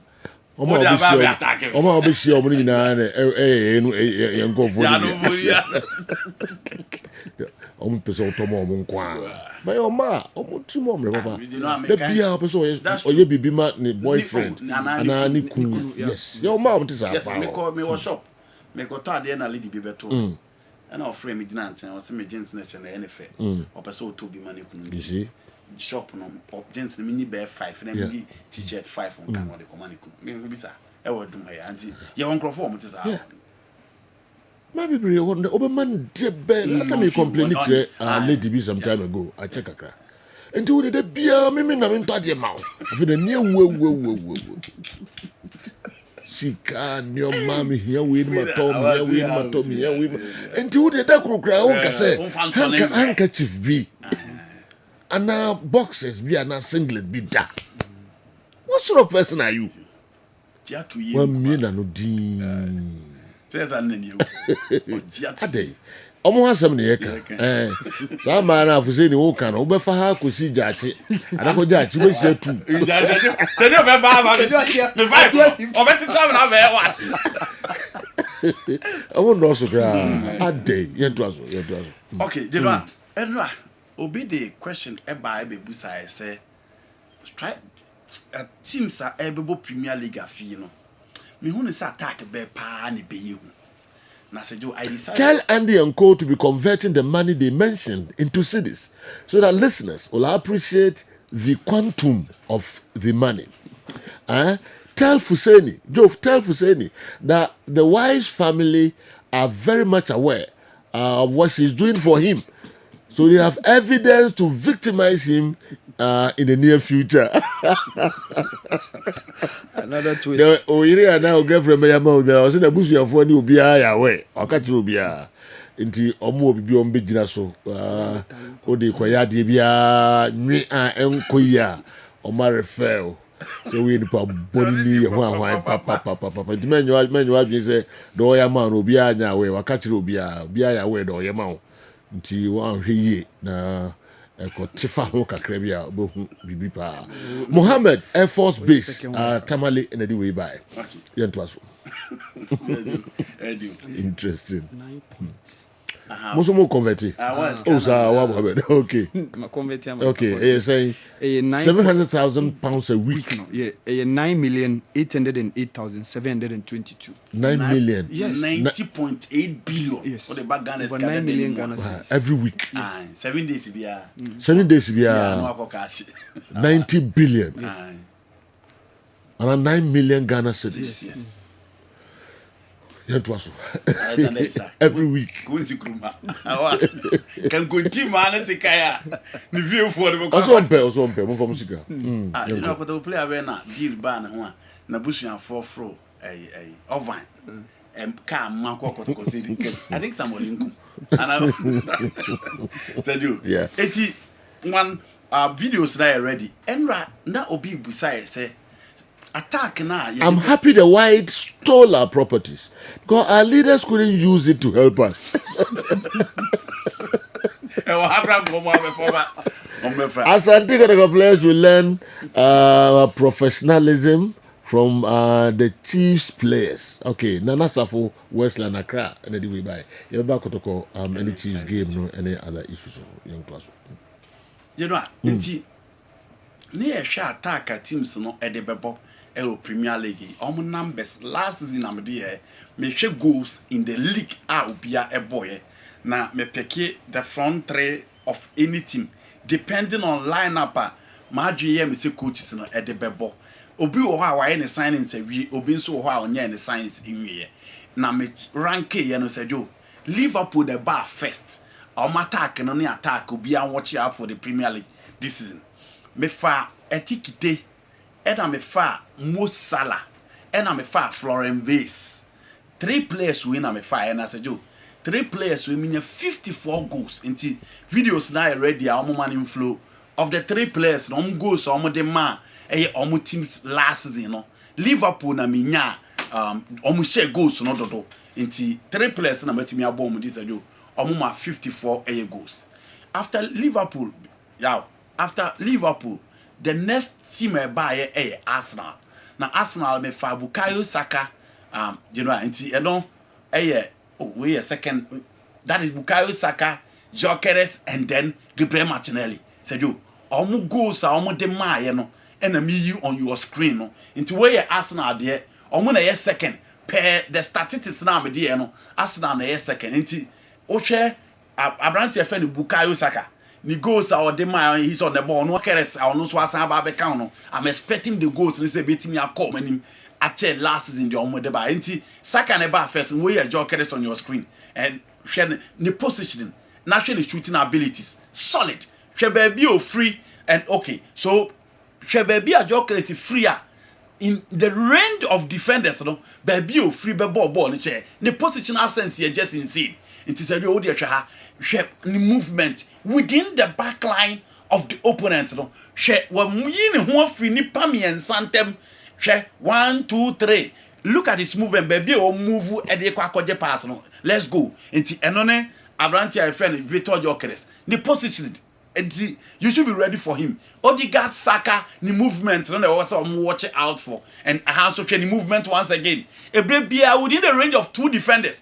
Almost what you know, movement. Look at the 2 defenders. No, not sure baby a Jokeres a free air corner or quack of form straight away into Yanko. Born in Ruhono. It's always position at the right time. It's an only idea. Jokeres and so they buy Arsenal alongside Bukayo Saka. Into that is it for Arsenal. Martinelli, Saka, and then Jokeres. And 53 goals. And then last season, Okomi and Sabuba. Omode Bayenko the next one. Then third one, Manchester City. So you omode third one. Me fa Erling Haaland.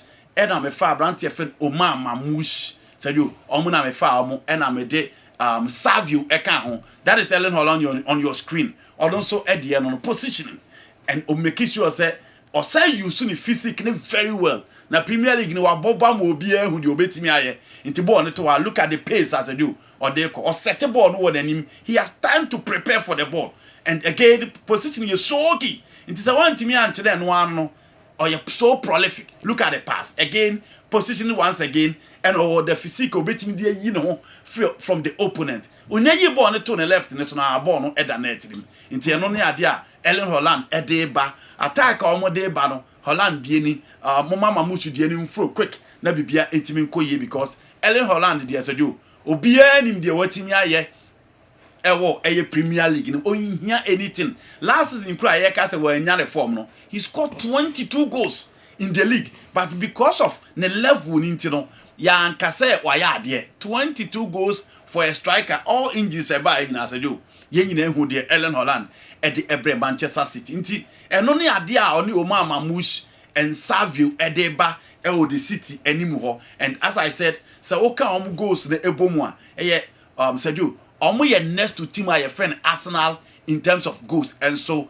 e wo ho no nti me fa Savio me fa Erling Haaland and ade me fa Abrante friend Omar Mamouche difference ne say ofa obi eti say Manchester City asedo omo multiple goal scorers Phil Foden beshe Bernardo Silva beshe Josko Vidia create me free defense ba beshe se ofa obi eti say Doku beshe Mamouche beshe Erling Haaland beshe nti omo multiple goal scorers omo ebetimi ede amao nti eno ne ade a Manchester City attack no ede ba the next to Manchester City and Manchester United me fa Matthias Cunha me fa Brian Mbeumo dam di Bruno Fernandes etechiri because United for nya number 9 the 3 players are Matthias Cunha on your screen obe move from the left no obe wie 18 him or any profile no he's more of an auxiliary he started as a number 9 but coaches of nsem nyina use as an auxiliary into move from the left no about be wie 18 him and said you are versatile park no so ba bia opeso hu ni bia no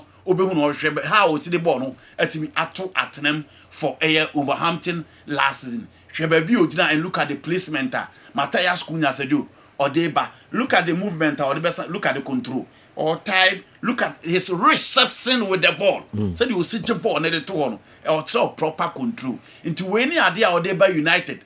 Now said you on also Eddie Ababecom game no ama and team Akoye Eddie Ama Manchester in or fire from baby left, right, center. Now Odika say playing for Manchester United and your pressure a privilege. You know, inside the appropriate time, you mean time to discuss now some no or say, oh, Bobby Club and your pressure, but rather a privilege. Yeah. Because how many players have been your opportunity to play for Manchester United? How many players have been your opportunity to play for Real Madrid? How many players have been your opportunity to play for Kotoko or Hasufu? Into Unia team neba and can say a pressure, but rather it is an opportunity for you to deliver. Into Matthias Cunha left, right, baby, you know, the also at the ban. Into of the 5, no.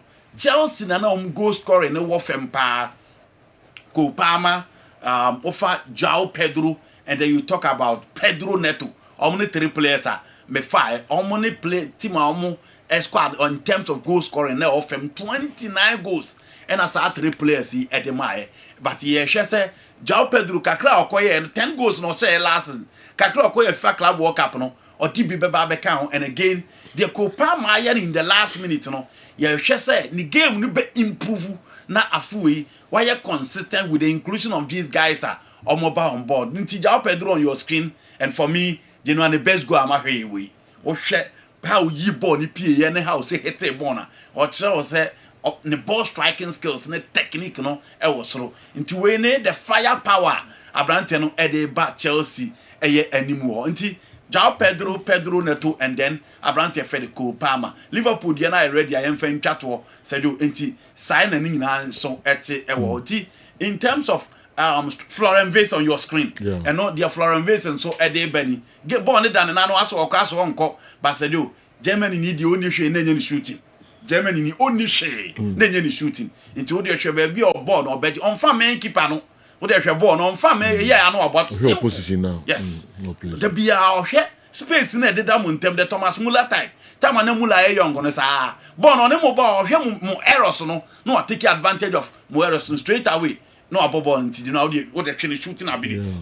Until no idea. Florent Base Edeba Liverpool team na Odia Babecom game no man betting ako ye Ede Amonti. Liverpool 54 goals last season. For their front three, it's like a different story. A football it can happen, but for now, Florent Vase are there or they become yes. Look at the long grid, over everything as a forward, and said you way new goals are Florent Vase and they but 54 goals for Liverpool attack last season, and so, you know I still feel say this season Man City are quiet, almost be hard in a part, but the Liverpool attack again, and also attack people should watch out for the attack.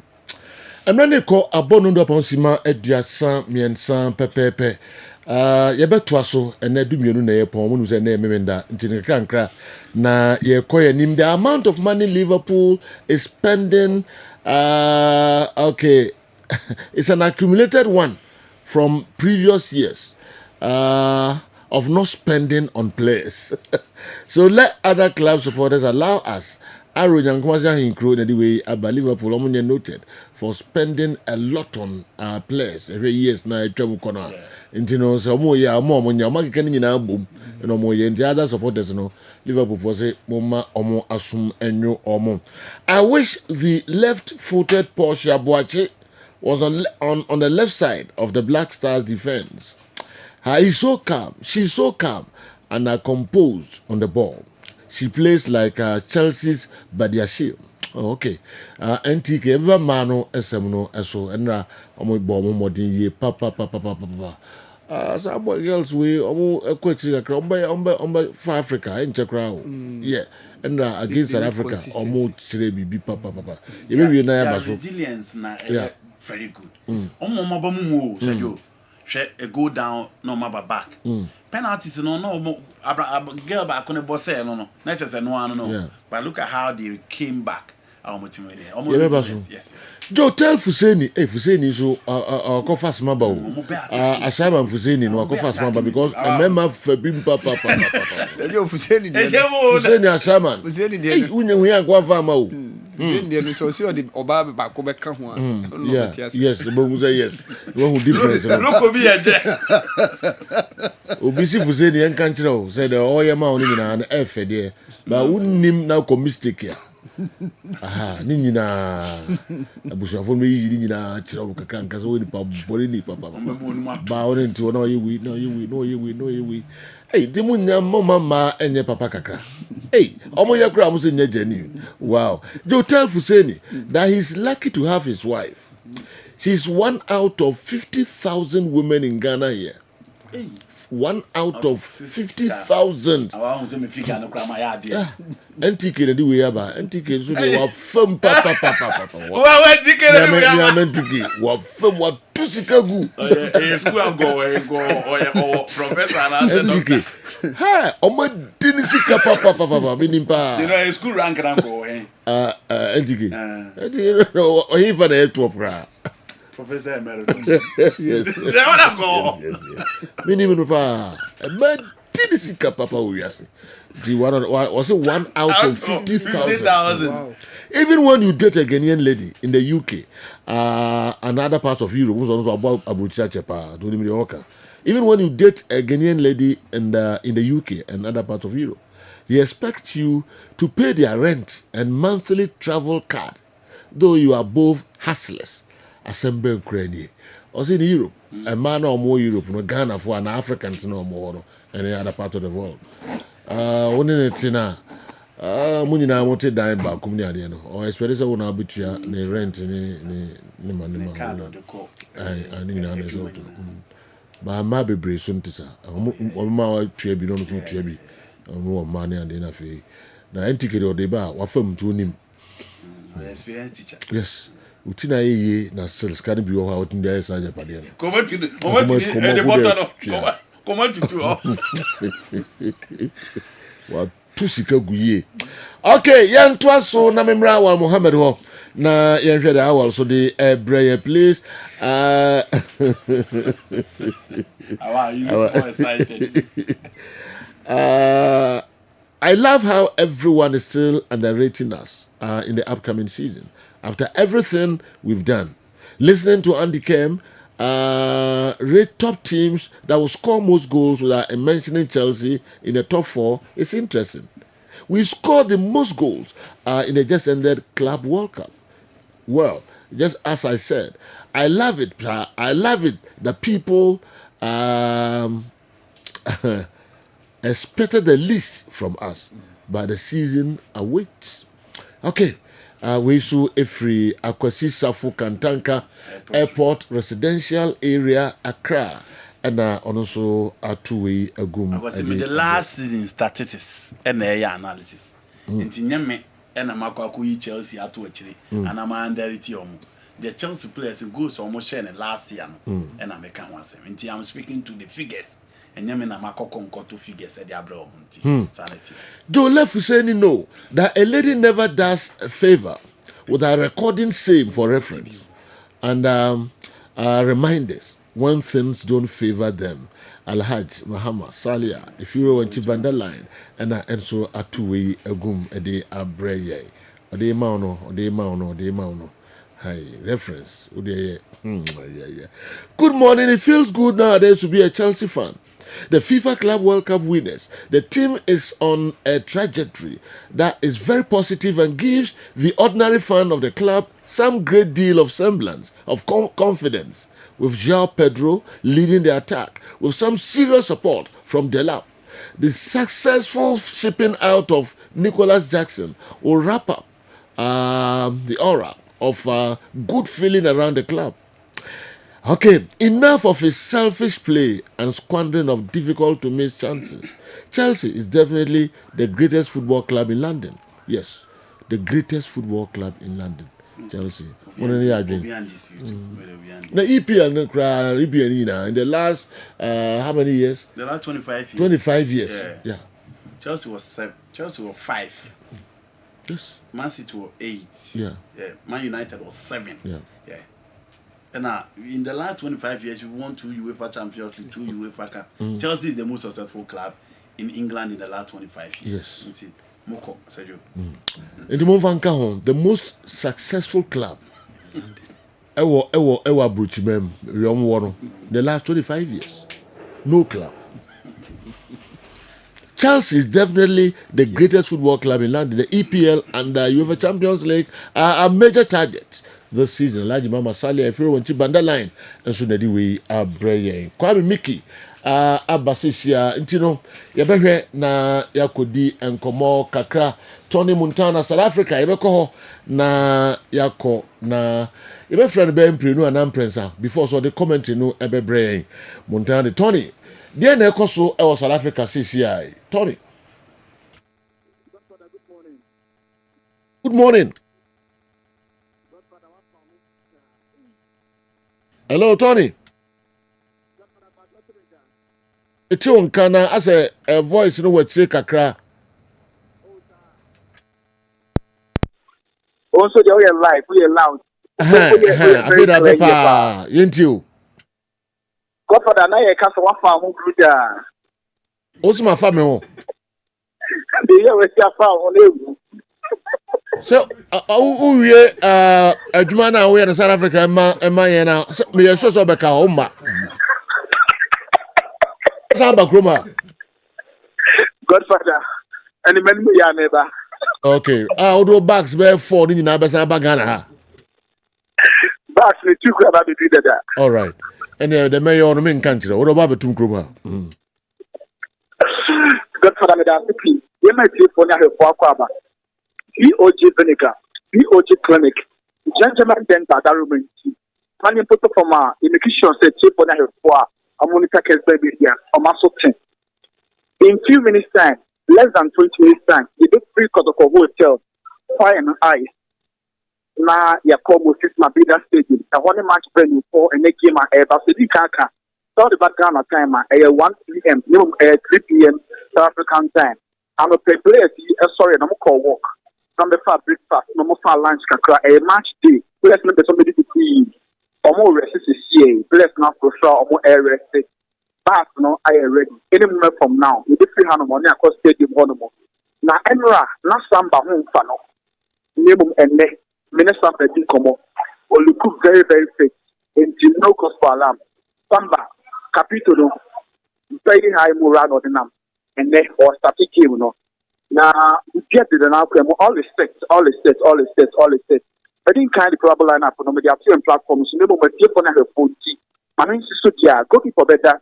A Kamara, right back a Lord Amwa, left back a Patrick City, center backs no, a Zakaria Hussein, and a Samba O'Neill. Name King Timmy and Sunny Larry Adabo. Could you set Emmanuel Entry and attack on Peter Amidi Aqua, Albert Amwa, and a Kwampuku, Wemo and a probable line up Akodoko, Ebe Yusu, Kamara, Lord Amwa, Patrick City, Zakaria Hussein, Samba O'Neill, Lord Larry Adabo, Spet Kodu. Emmanuel Entry, Peter Amidu Aquat, Albert Amwa, Kwampuku, Wemo, any place are likely say or more ever started, Ediana Kostoko. Now, Ghanaian community, no, I'm a pay Omapa Hotel Hanamo, I've been making sure the players, no, Amumurano is very, very high. They are Ghana policy, family, Wakasonipa, Nanamankwa, also from Ghana, also the crew, Kessben, Sia, also the support behind commercial standard. Now, Ghanaian community, no, make us say, if you add it from Hanoma or more ever somewhere to go team now or more echo hotel or it's good for that. I had your buyer a very, very fine. Now commercial media and so usually represented some of your colleagues our Hanoma. Michael Akomia Mike from day one.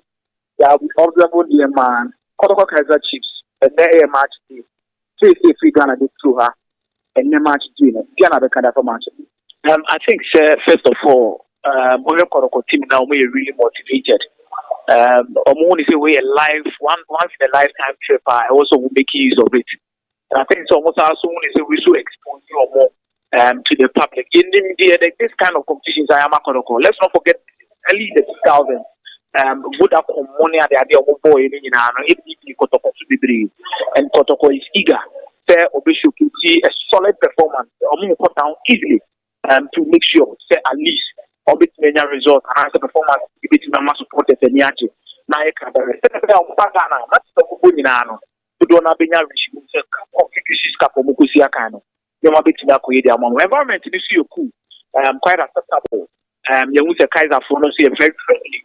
Nkomo mo ni di, ni mo ni wa ha ku feel say mo ma ti e so. Na they are taking it as a friendly tool, but most supporters normally by their friendly because last time, Younger Shomo by 4 good still, in when the bread in the Zuma, coach, I know, Christ, I don't know, maintaining one, or almost net bank cup. I managed that so team. Canada, over the other point of that. It's not friendly, and I think it will be eager to stamp their authority. Team members are within that point. So, one share, not very good here. How do you encourage your supporters that this season will be good? After so much Netherlands, what will you hold on our really back at the Abana? So that is how it is. I think it has been superb. And Kotoko should learn a thing or two from them. Especially with to come for more time. Brandon, you don't joke with it at all. Whenever you talk to the Massimo Mokane, the brand Kaiser is huge. There's a song and buy a tray. Ubia involved, and this is one thing I think Kotoko will pick 1 or 2 from the organizers. Maybe a Kotoko da, and you live 1 minute per K2 die. So yeah, way every day echo. So these are people who love the media. Almost that the media no crap but baby me won't be that meet and greet. I go find team penny for your mobile. I say we will now free Ghana as media to cover the Laka. And the South Africa top artist Sabaho. And the born young boys enjoy and the legend Tony the Obama when you them kaka because in your man why you were 100 years. Obama when you them. It was all good for the course, and I think Omoya Club, you have a lot to learn from. Omo main officer, Johannes, Omo ni Deban had Bobo. Also, Motu Taka, move from one state to the other. Now, last year, they bluffing them, but this time around, Omo dia back Deban. About one kasa office, and Ankasani Bibiadi. There were Johannes, the Suez, the one man, who called Mabini Bibiao. So, community is what you want. Deban is a lovely town. Ghanaian stores were high enjoyable, but when I'm not sure we. So be a fast second year we do it, the junior man Franco. But you know, you've enjoyed it. Line up and I think say we share the double pivot of St. Kojone Lo Adaboa. One or for security, two or for control. Adabo every cleanly up the message. Set can take the ball a little bit. But or the entry so I can't one that means creativity is very important in the middle of the pack. The coach is going for central control, not necessarily for wing play. Even a little bit of tell you Superman Pokuni, but I'm more in Abakushu works. We're better not switching a quick compact over the 4-3-1-2. I played the other Albert Amwa, Agent of Kami people. Someone in behind the defensive lines of Kaiser Chiefs. But you may and I think first of all, the clarity, defend wall, it's not what it's going to do, and the Hilary able to show. Then the cock between midfield and attack, a very Emmanuel entry. The honorable focus. Will be with him. At the time of team, then on the very last man to arrive in the box for box crashing. He does not only be Dinama set box crasher because that's or that good drive. It is Omunabe interchange. So I think it's more about midfield control and right balance, which is one quarter is attacking. They will need enough width to spread the pitch and open up the pitch so well to create enough chances for the wings. Looks very clinical. Now, me fear and say, some of my out, I'm going to go to because so many said, that they're really in an sessions, and I say, only the only person from all angles, and then I'm going to out for a bit of survive. That is the idea. Kaiser Chiefs also heard a more bit of machine. You go up and one reading this only did is a party over. Put the apro, but the ball to me. We say, Marola, you the apro, or the one about 50, and about wanted. So we are hoping for the best. Say any of them things will actually go well and make sure that you are making the SCA at the amount. Like I said, also Hannah Monsi, a better community. Mike, always say any match today from day one you buy almost the time say the call. Give me one say. I think that it is a game who want to say preseason feel, but it goes beyond that. The war I can't say where a chance two teams no more preseason or mobile basi kind. A lot goes into it. Then the main mechanical team video back open and body actually players. And at time Kaiser Chiefs more pre-match press conference or more captain Ignacio Miguel. The design say na Kodoko team no one is I not say no Ukrainian enemy. Or names the team be quite high friend as Sante Kodoko near the common on mobile boya. What the fan is there the first matter no correct. There is for the last 20-30 years, a Braille ball football, especially with Africa, a tall teams, you know, as a Kodokon, the Brabon was from or more braggy. It was a Kenyan players, and then a big job we do in South Africa. That's all about the job performance, I work from performance, I did Basa, and that's what we do, and I think we cross or move. But exactly, performance, wow, team where Omobabo. Na obia swenya a person about how you got to connect or that can find the media form. So and then America can play this game and lose, but they might be gallant losers, and then the demo will leave a certain impression on the people of South Africa. They can even also play, excel in terms of performance and win. That ability a lasting impression on them. So that is what should be at the top of their mind. Play to leave an impression.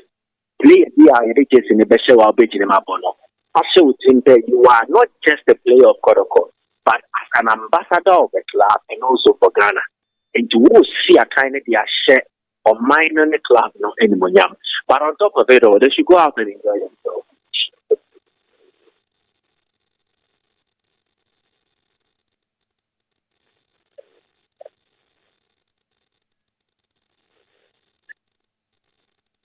Tony no creme when you're to me. He said the to me. It's a national side. Club side there. The Kaiser Chiefs one year. Na many or mumpen pony beating como church, but be a boko cry turning on down. A year my own is where they call my power. And it's a Ghana team of Premier League, you know. The match days there budget. Maybe I have no Kotokomeko have Kumako Bono. Match day baku a big a whole budget no more the year against you because you can actually admit 5-star hotel with top services. The B of PBR it is at their booking call or Munyano city or Mope. So I've been treated like royalty. I have said I am for Nababishia. This treatment alone, the Korokasa or Ye Kaiser Chiefs delegation of 40 or more beer. A call of the bolo. Again, look at the flight ticket from a year SA Joburg to Durban, business class. Yeah, mamo premium treatment. Kodokonya special announcement. And the Kodoka International Airport. They were given a special acknowledgement as well. In the that forms everything because it is a very expensive exercise because Kodokono, you're treating it or your guest.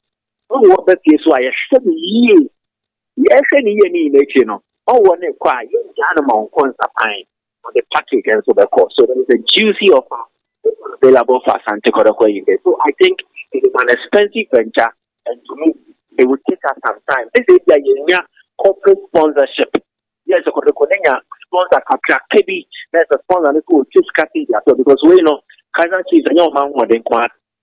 So it's an swap to make sure that the Kaiser Chiefs is near the other way. I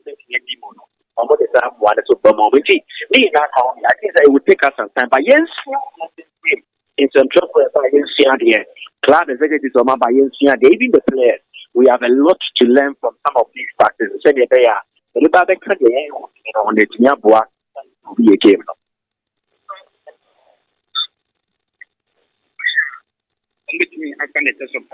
I think Vito does not really want to make a lot of changes.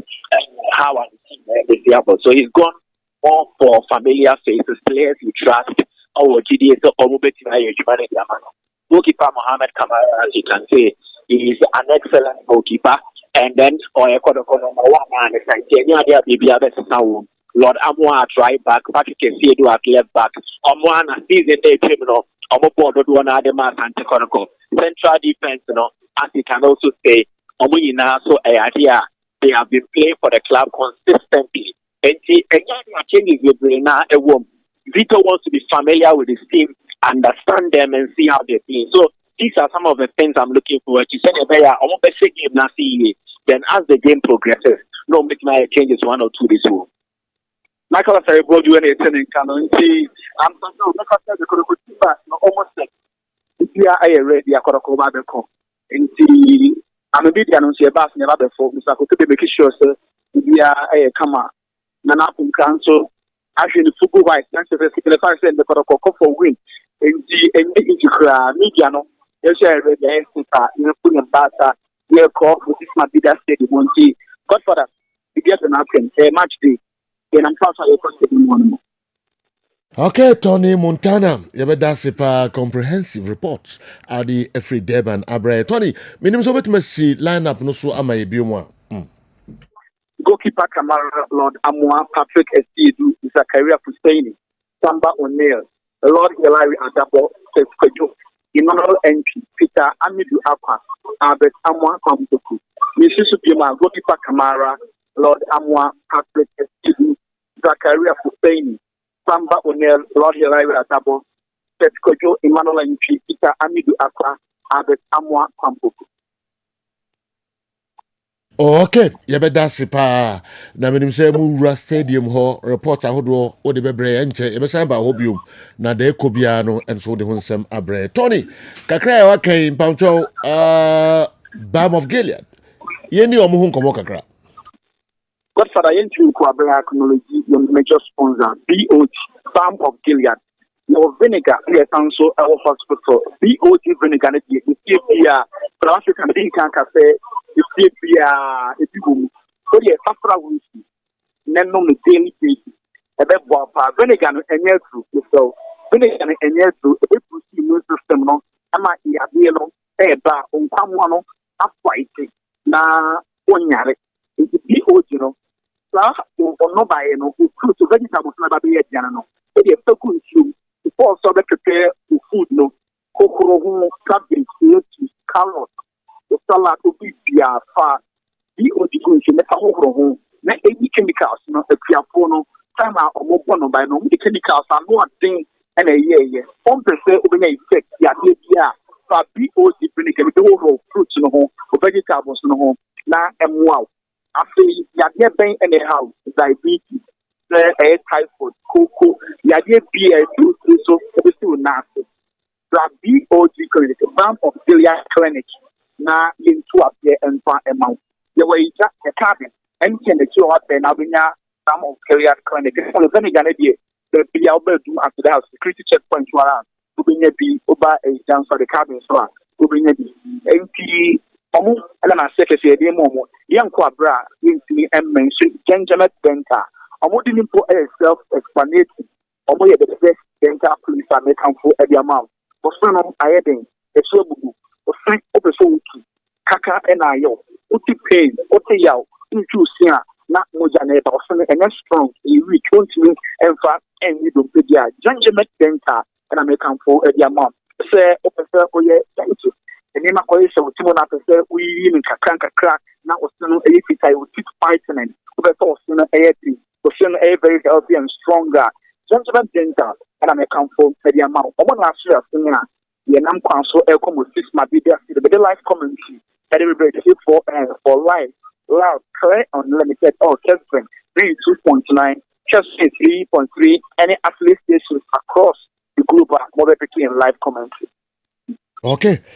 Montani Tony ebeda sipa na enche ebesa ba ho na de kono asan ede abreye Balm of Gilead clinic omo adaroma na fe Benjamin Dental Clinic na aso yasin ma ye decide me di abremo ye beto aso na which DSTV channel is showing the Kotoko match live. I'm for Busa Toronto, Kofi Toronto, ni Nipa Dawson, Tommy Accra, Omo Dawson, Bamcho, me check out of here, 225. Mo check here, Andy. Me check here, 225. Me check here, Fiazana, me by 225. Friends, DSTV. Super Sport. Yeah, Super Sport, 225. Into a whole match no be live. Biaso courage is born to national match it is omu show debi ye na ejeja e hodi ne be dia bro and say ye dey member if we interview show in South Africa definitely on the show me check na 225 ebia e be Sunday I don't know but 225 on the show game Sergio, we are expecting a tough game. Me Pep Kaizer Chiefs new signings amoba or someone like Sifesile Ndlovu is likely say ono so benya kwan Uwe Kanyisa and of course Flavio Silva and you just Gaston Serino ho. Serino is so Sergio, they are still having some of the top stars are more within. Unfortunately, one to me winning league and no more but at least winning the Nedbank Cup I be more opportunity to gain the opportunity on benya CAF Confederations Cup abon so Sergio almost ebenya that experience and a pine na me kai one of our more former legends a friend is Zulu. Kase osi kotokonso ebe mo very good experience ahead of Africa na musu ebe babe uremu or the CAF Confederations Cup no. And Sergio is a very good exercise ebe expect say kotokoni Kaizer Chiefs ebe mai. Sergio when the mama kai vuda con cap this you know. This is the proper level of Kumasi Asante Kotoko. Ya na uko games like this especially where I was branding Toyota Cup last year I called Bolonfontein. This year, Omodi Akko Deban, Ibe Moses Mabida Stadium, Ebe Husti, the legendary club Kumasi Asante Kotoko, and of course the Glamour Boys Amakusis. Sergio, we are in for a tough game, and Coach Nasreddin Nabi, he's a man who has seen it all. he was the man on the touchline for young Africans. And you over 2 years ago when they were playing the CAF Confederation Cup. Unfortunately, I know more lose against USM Algiers. So Sergio, it's a very, very tough game. I bet and you have opportunity and with some of the new guys within the Kumasi Asante Kotoko setup. No, could you set here during the recent present cup?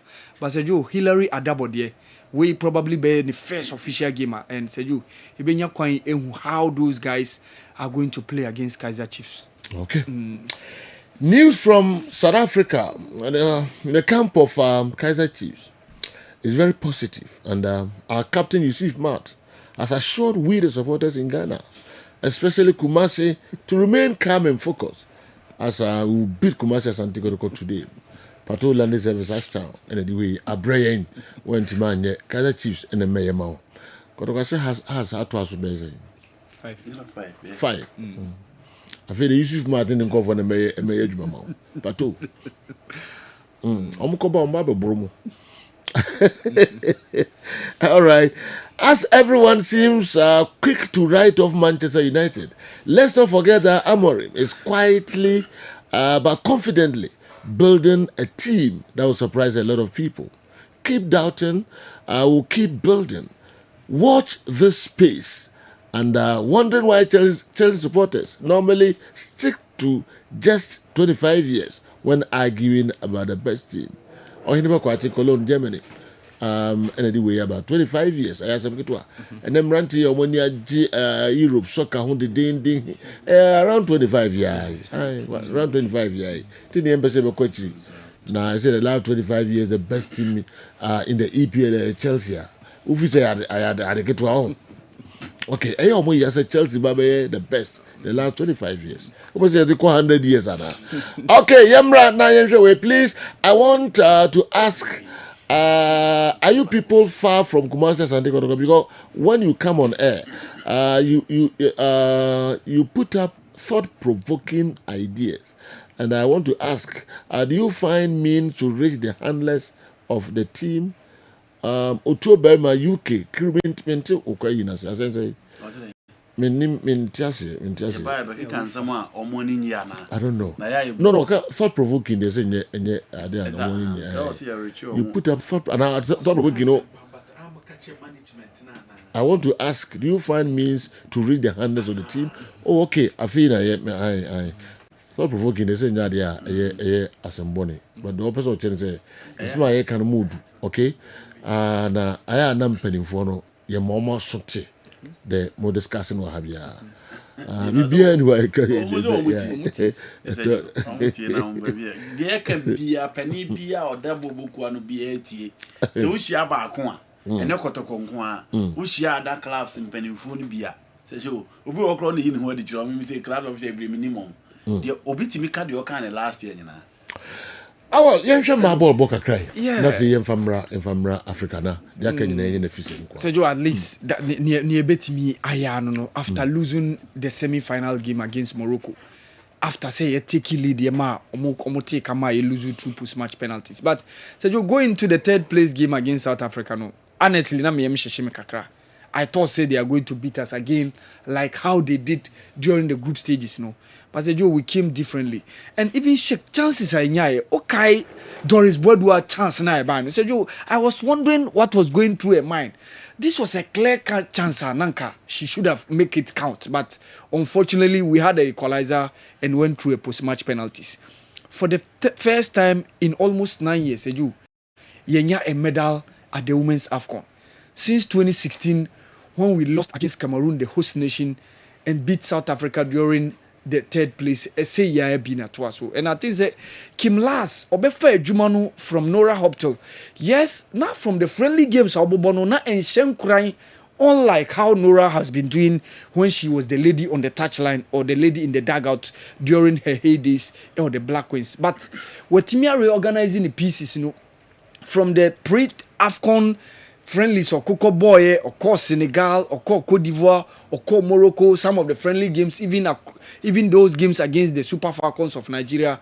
So you share the AFCON share, so not too much of inspiring performance, especially against South Africa, but we drew against Mali in the second game, and we were able to hold our fort we defeated the Tanzanian team, made it to the quarterfinals during the game against Algeria, and of course the semi-final, which was the painful one against Morocco. But Sergio, to get that equalizer, through Alice Kusia, you push the game to the post-match penalties. It means opportunity, it defeated the South Africans. Sergio, I think it's very good. Unlike say, ni musenka ibetimi ashe Morocco, ni apim akwakodu final no, and timi amaso. What we needed to settle for was the bronze medal. And Sergio, say Timenya, Sergio, it's good for the women's footballer. Yet me accord the women's AFCON. And I think say very positive from where no necessarily building upon that going forward. Yet me maintaining consistency. But Sergio, ni woman say some of them players in a Alice Kusisi almost okobe 30.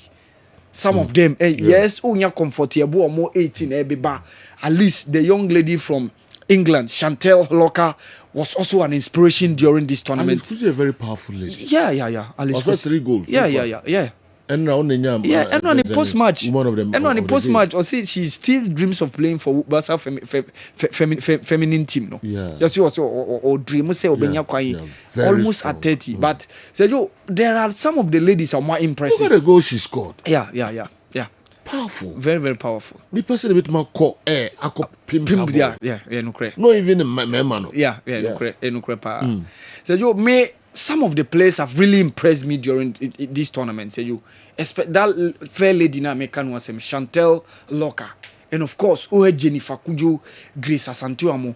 Sergio, omo a lot of amount for caso more disappointing kakra. Probably Doris Boydua. And of course, as a match, live, SABC 1 and I feel Super Sport number 202. Okay. 202. Yes. Okay. 202. 202. Yeah. Super Sport, about 202. There, Super Sport channels, no back come to 202 for now. The answer air canon. The more I'm match no live, DSTV, Okay, so Sergio, at least it's good say yetimi settle for niena ewo eno no. Esan say yentimi anya kwan anko final. The bronze medal was the medal at stake. And Sergio, see yetimi defeated defending champions na yajia is good. We just need to build upon that going forward. Say yebekwa. Sergio, Morocco see more invest $4.5 billion in their infrastructure. Okay, say 5 years from now, Sergio, omoka the co-host for the 2030 World Cup now. Babe Basono. Your friend in the Iberian Peninsula bit. Omo Morocco, Spain, and then Portugal. And that in between Omontem.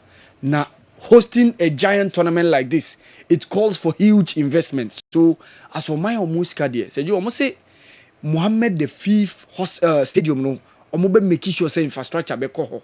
And of course, where airport Casablanca no almost $2.5 billion ebeko into building of terminals and the like. Sergio, it's a huge investment, and I think they are more anticipating because 5 years from now they are going to be part of those nations ebeko host the FIFA World Cup in 2013. So it's good so more proactive. Sergio, Kitwebi from Nigerian football.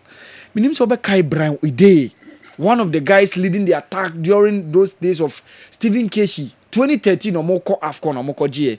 No, alongside Emmanuel Emenike and of course Obeka Simon Moses of Chelsea.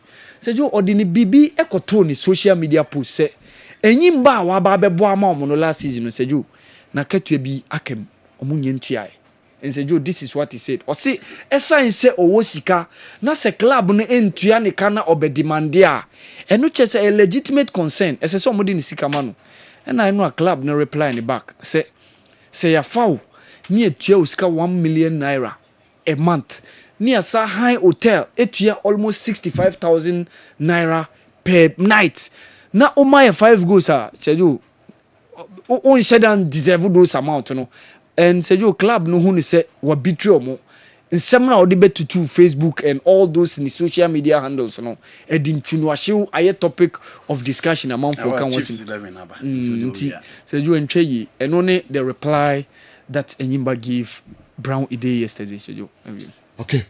If you go back to South Africa now, catch is 11 no yɛnhwɛ na yɛmfa hwɛ Kumasi Asante Kotoko 11 na ɛfiri adwada bɛpem ɛnɛ memenda no mɛtumi ayi 1 or 2 issues bi na ɛho discussions kakra ka ho Tony Montana ɔmo ewura stadium hɔ ɛwɔ Durban Basan did no atoa so. From all indications, the Black Queens are more attractive to the corporate world than the GPL.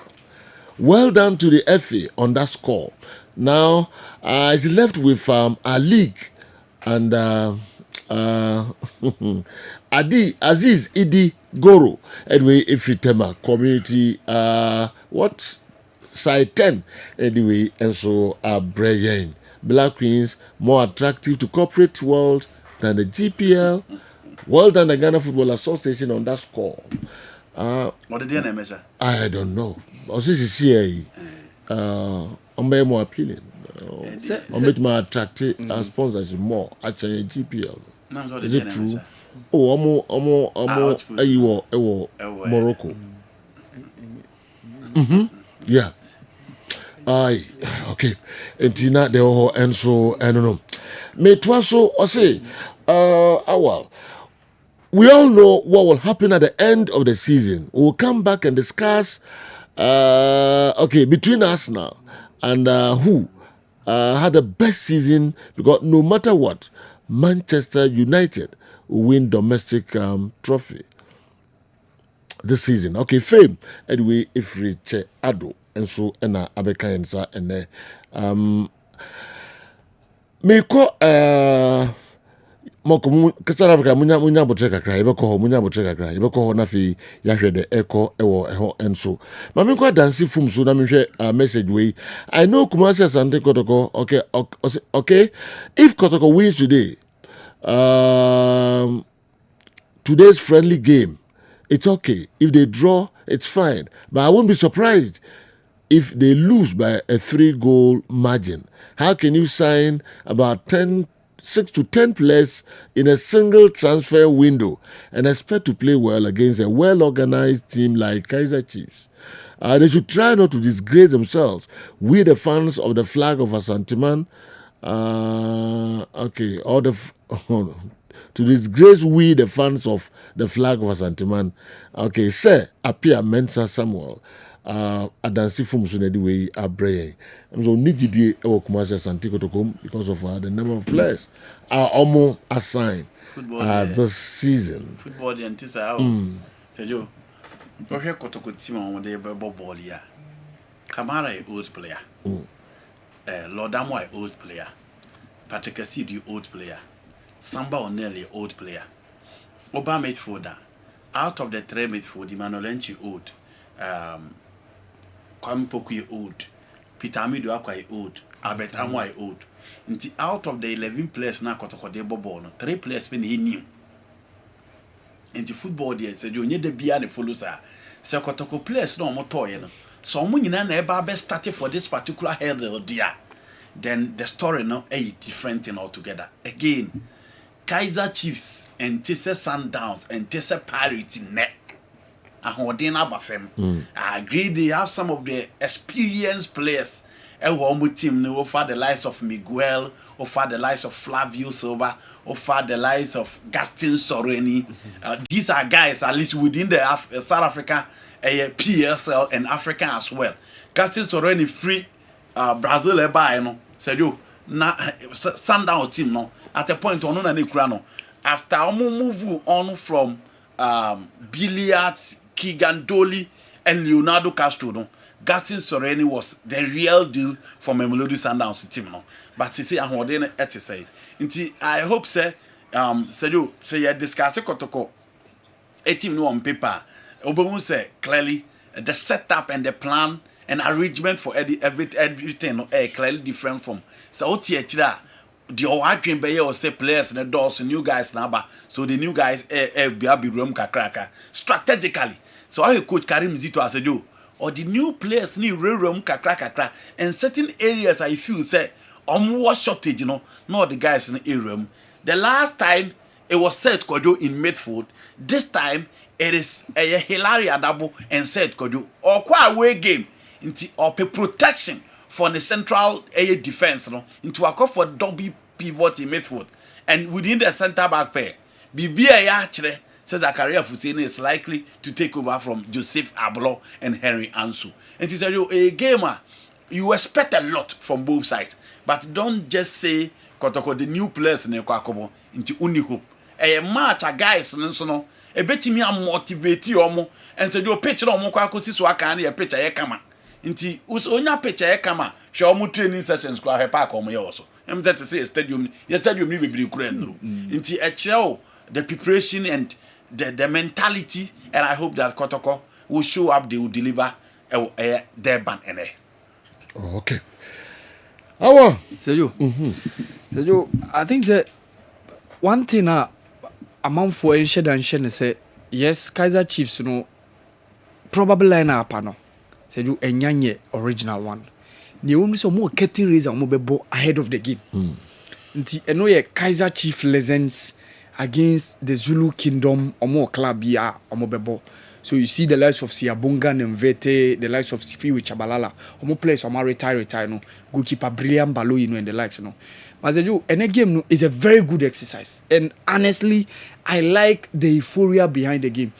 Oh, how even Omomad, I watch how the media they organize it. From the videos, from the pictures I saw Ghanaian journalists Omone Mushiaye bringing on musicians to entertain them. Sergio, a chair said Kaiser Chief any Toyota are putting in place a very good measure ahead of just this game. Sergio, 90 minutes per. Check the promotions. Even Omo legends say free on Abba. Go to the level of visiting Opimswo to schools and raise their awareness. And I think say I say babe the D no you be kwan ehu the main club nankasa and so why no so say Kaiser Chiefs call Holland and Senya recently a couple of friendlies boya only one win pen omonya and that was that game against Pegs Wallini. Apart from that, you know, results now Shedan Koye even against FC Utrecht and the likes, they lost. So we know a fertile ground for them in terms of said your more carry your more preseason. No, we know an European team or money or boy during the preseason. We an African side. And Shedan African side be but Kumasi and Tukotoka. Muni or Munina ebe what the CAF Confederations Cup no. So it will also give them a very good level of measure measure team no ahead of Africa Mobekum. Sergio Kaiser Chief just 4 years ago they were runners up in the CAF Champions League. Niomuluzu against Ipicho Musimani's Al Ahly no. Near course Morocco no. Okay. And they bought one-legged final no in Morocco. Yeah. Just 4 seasons ago, they were runners up in the CAF Champions League. But unlike saying you want me and 10 things in order, and on my Sundowns and the Pirates and do a mokai. But God being good for them, said you, on what me we need the Nedbank Cup, more opportunity to also be in the CAF Confederations Cup. And fortunately for them, they have a coach on the touchline who has been at the level of CAF Confederations Cup final just 2 years ago. Yeah. I don't see a Tunisian or Shishomu team no. Me person me hear how they are going to integrate those new signings, and especially Paco Maseka or free Orlando Pirates Eba. And of course, Sifesile Ndulovu from Supersport United. So, Sergio, these are two dangerous guys alongside Flavio Silva Omodiaba. And of course, over the likes of Ignacio Miguel, Yusuf Matmo, and probably the experienced Gaston Serino. Sergio, Kotoko will need to up their game when they are going to make or when they are going to meet these guys, you know, because these guys are experienced chaps when it comes to the PSL, no. From the probable lineup now, Bano de a chiro say Kotoko Kamoton Chum say be our moko defend it. Because say Lord Amwa or Patrick Esiedua, these guys are guys who always like to move up front and make sure somebody deliver crosses. And with especially say Onya Kojo sets. And of course, Hilary Adabo, what it means is you are going for double pivot or mobile protected or backline. I included Lord Amwa, Esiedu, Zakaria, and Samba O'Neill. Probably with this guy, up front, you know, Kwame Poku, and then of course, Amwa, the other Amwa guy, and of course, Pitami Duakwa. So let's see how things are going to pan out deep in midfield and Sergio. And then me person me who could you set, and especially Hilary Adabo. Hilary Adabo we ebe the first official gamer obebo ama Kumasi Asante Kotoko. We saw the exploits from RTU days occur on Century Park Elkosia kind Edema Samatex. Now a different team altogether here Asante Kotoko. And who could share a big club like the Glamour Boys, the Amakosis of Kaiser Chiefs. Sergio, okay. We are in for an interesting game. Yebenya kwai ehu ene.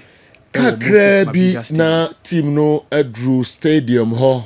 Enti se omu enya drew ha videos ne ade de call e stadium ho say the home komo enso ba be diamond enche kra Tony Montana on be drew stadium ho e wo Durban.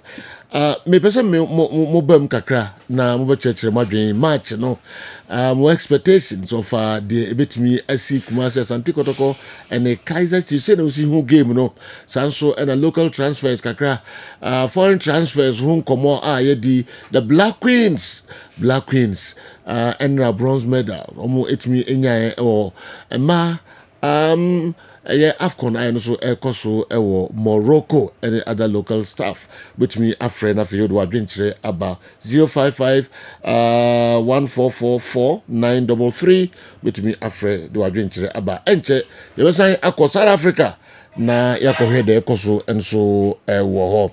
Okay, mami call me first caller eho. Hello Sir Joe. Sir, good afternoon. Good afternoon, boss. Boss Ben here, Jacobu. Ben, that is say. Nyamia to me we pa ma minche busafo ni nyina. It's you pa. Kana pe de mase. O de ye beka ne ye boys ya ene ye mpanyimfo a everybody do go do South Africa. And match ya akono hwam na mu oja South Africa fo ato won sa afre yen. Timu su do so Kumasi Ghana na nso Asante Kotoko na mo frɛ yen. Se yembra nyomo ene o mesia kan a kapo da so. Na ye bom pae se na urade di eje odi aho odi ne be ma coach ene boys no na se dia wa ene me nuamo ka no e da ne be ye Kotokodia na ye tumi agi kapo no na ye dia ba Ghana enwesi adumi anye kuru na se ye modin bo no so ni a Africa na ye be ko ni enye ni da so se ampa na sabi wantu ni sika hu na emu odi sika na ya de pa ebe me yakure ni sajo ya me nka ma me ntia me nua Jacob fo nyina me de wase. Yes, so you better was papa Ben Jacobu no so de no abraye no legends no game no I'm told say and also ekoso the day was super sport after the game and the Kumasi Asante Kotoko and the Kaiser Chiefs match no ebeba so. Hello, good morning. Hello Sergio. Yeah, good morning. Morning Sergio. Sergio what fast Pizarro near me do King Kesu. Okay. Sergio Golden Touch Barbering Shop Police Station dan champ ya bia gu bi bia tie Kessben Sports ba bia ma fa ba bia Sergio. Na Sergio me come Samson no. Crop bia Asante Kotoko kuma pima pembeba. Timba ko ma kono Ghana ha no. Timba ko anemu aye de no. Yen kwa na Ghana nyina Kaiser Chiefs free South Africa. Ene o ma nya timbi asa Kotoko ana o mu ne yebebo. Na Sergio ni nyina mu no ye da Kotoko management ase. Sanse o hwe sa na motu yo matu akotoko san enan si kwan so ayekwa Africa no etie true challenge ama press ni se enhihye ya mpanyimfo aye nyina na o mu ko bosa match we no o mu fanya justify e ma wo mu aho na nkyere se ampa Africa no kotoko ebetima ko ne akobo ne yi etie se wo mu ebere na anie ne ye hwe ni mu ze ene de ebesi bia akotoko fans ye ni beje ho na emam no ke nyaaya ka trophy ne de beba Kumasi ne de ebekire opimso Otiko so the King Solomon of our time. It is a do every new Pizarro Mekono Bia Medasi. Yo, Yabeda also was Papa. This South African team is not as strong as Mamelodi Sundowns and others. Kumasi Asante Kotoko should be able to handle them. Okay. Kwame Usu also the way if return also and Abre. Hello, good morning. Hello, good morning. Na te say o kasa free here from saying me kasa free buanim the friend Bismarck. Hey, sir, okay. Bismarck me ntiwe. Sergio. Tacha me bo for man na ba se na o metimi a share Kaiser Chiefs my. The ball no abeja for so aba so pa. O de free buanim ba ya no no. Ani o Sergio. Emeka say we can bebre o na bonim okay. I'm making a cabeble Sergio. Bonim ebro no be na wo. I'm going to Suasi yo and is unim ho papa. Okay, yeah that's it pa chia bonim for enso enyina yento aso say bonim. Okay, mami ko next caller. Hello, good morning. Men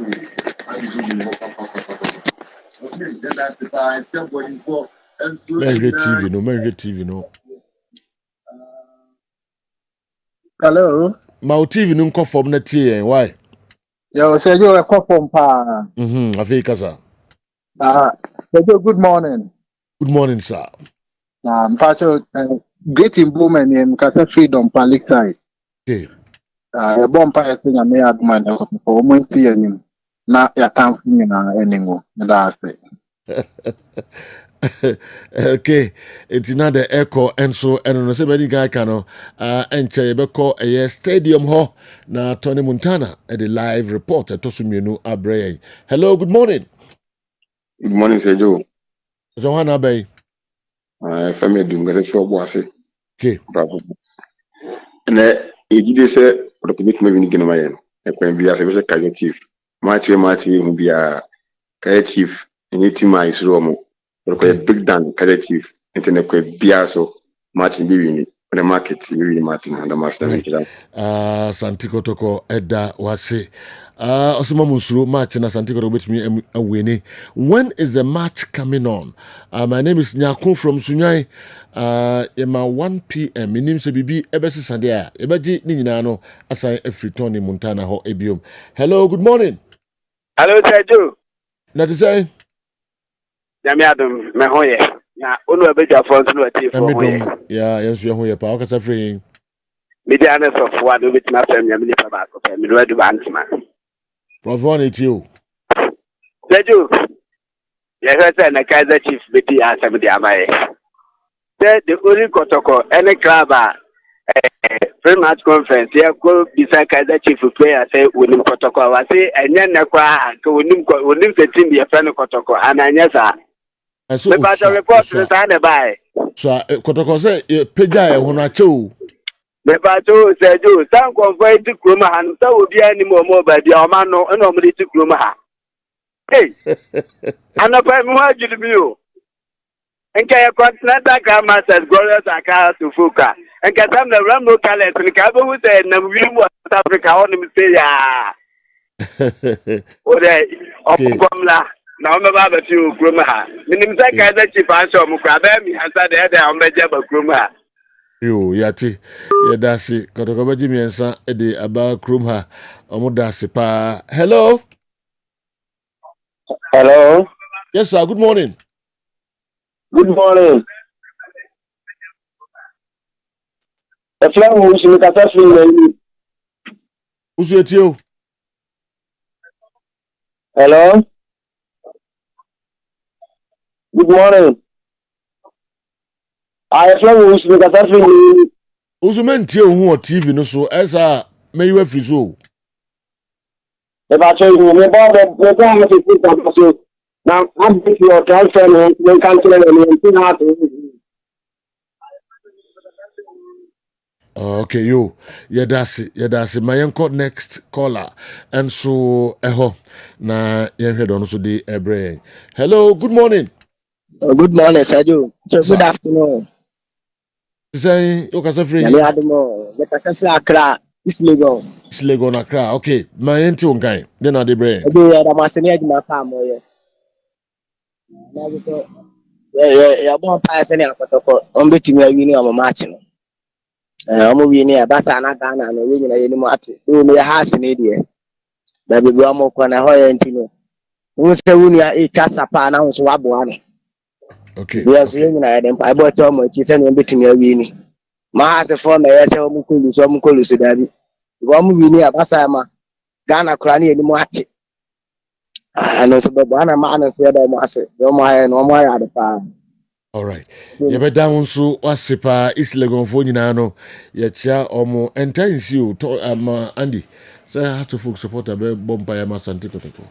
Na okatre ana enyo bia na enyo bia na pese obi yo ho a ofili se kwa abonten dia enimunyam ba ebemat ye man ni nyina okay obi so hu se dabi onne ntate akra na ebo a jams ko mun ene man ye de no ene man ye de no yeah hello good morning hello I'm say we entimi anyina so ma menhwe foforo na yemfa ono so hello Hello, good morning. Good morning, Sir Joe. Papa John, where there? Na it is saying Papa John, me where pa o. Aka safrin ye fro say. What this share set Bamponte. Last minute na me no edim commerce ba be show no. Okay. Said they not on e kan ampa wo ho ayefe pa o. Why guy pa. Na house ni bi no ka say play bi take kotokoda no. We enye news o. Obi so te Ghana ha on take as achieve that. Na the ntio mama house ama me boss aka upon say. So mama house be sisi ya. Obeba kokuwia hotel ni nyina be sheet. Wo obekwa kokuwia wo nyina be sheet. Ayisa hotel no obekwa akoda no. Ama na gu Ghana eni mase. Enu nti na o man frɛ house no at the same time no. House nsa nye team a omomoden bo no. Ekwa enimu enu nti na o man frɛ house no. Eti asante kotoko de.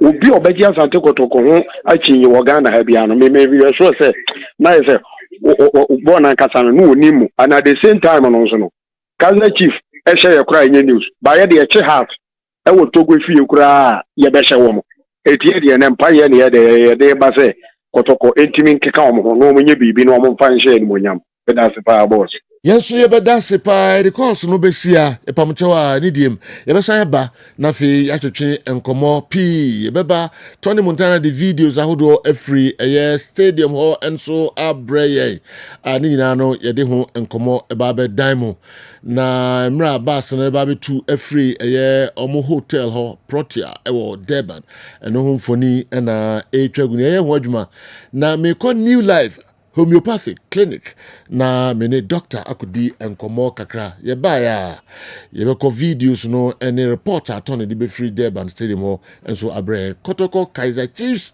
enye game kitu akra mgidi pass obia be hwesa game live na mo samre no mo nso ebia mo ye bibi obia mo ntimi hwe TV no mo tie live commentary Tony e de ebe free South Africa abre yen doc seboko rapene nyame atom yede nyankopon ase ni wakọ abanso thank you minia new life ngoba na the free eho ebre yen and anopay and that's rapene na memfa nchia kesema Ghana madisha Kessben na omutie Kessben so anopay and then no yen komo boni yetiawa ye bedin komo abade aye frɛ no erectile dysfunction erectile dysfunction adewe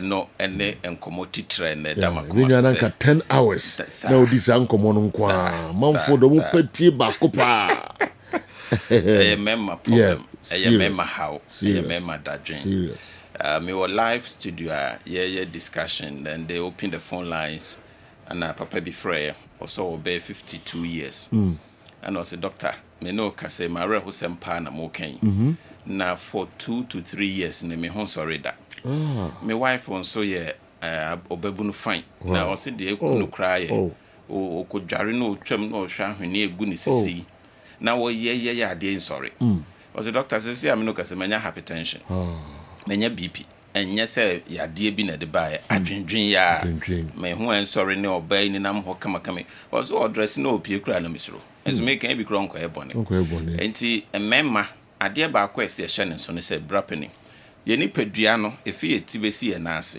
ya to bibi din beema ye body ne friend beema o ye beema sasa ne friend nanso organ bi wo ho a ya sa de din beema na ye dey atoso eno na che say you should be proud of na bo ho ban na en represent you as a man tesa de man na kwa ye be show kaba no adim na no mo akọ if you say the mema ye no untumi ye that's what we call erectile dysfunction na ne asechire nyina ne say bema ne bema emunya din asɔre deɛ na nso mu nya den ɛno ho nkɔmmɔ na ɛdi na erectile dysfunction wɔ A and B and then me pick no nko answer that yɛbɛtumi aka ho asɛm kakra instead of say ɛbɛyɛ ne sexual weakness dey premature na bɛfrɛfrɛ no na deɛ di kan ne sɛ erectile dysfunction A no na se kyerɛ yɛ bɛrima a sɛbi ne bɛrima asɔre beginning no deɛ wotumi sɛ gyina so paa agorɔ ni ho wa wo hu abon sɛ akɔyɛ bɛrima nanso ontumi sustain erection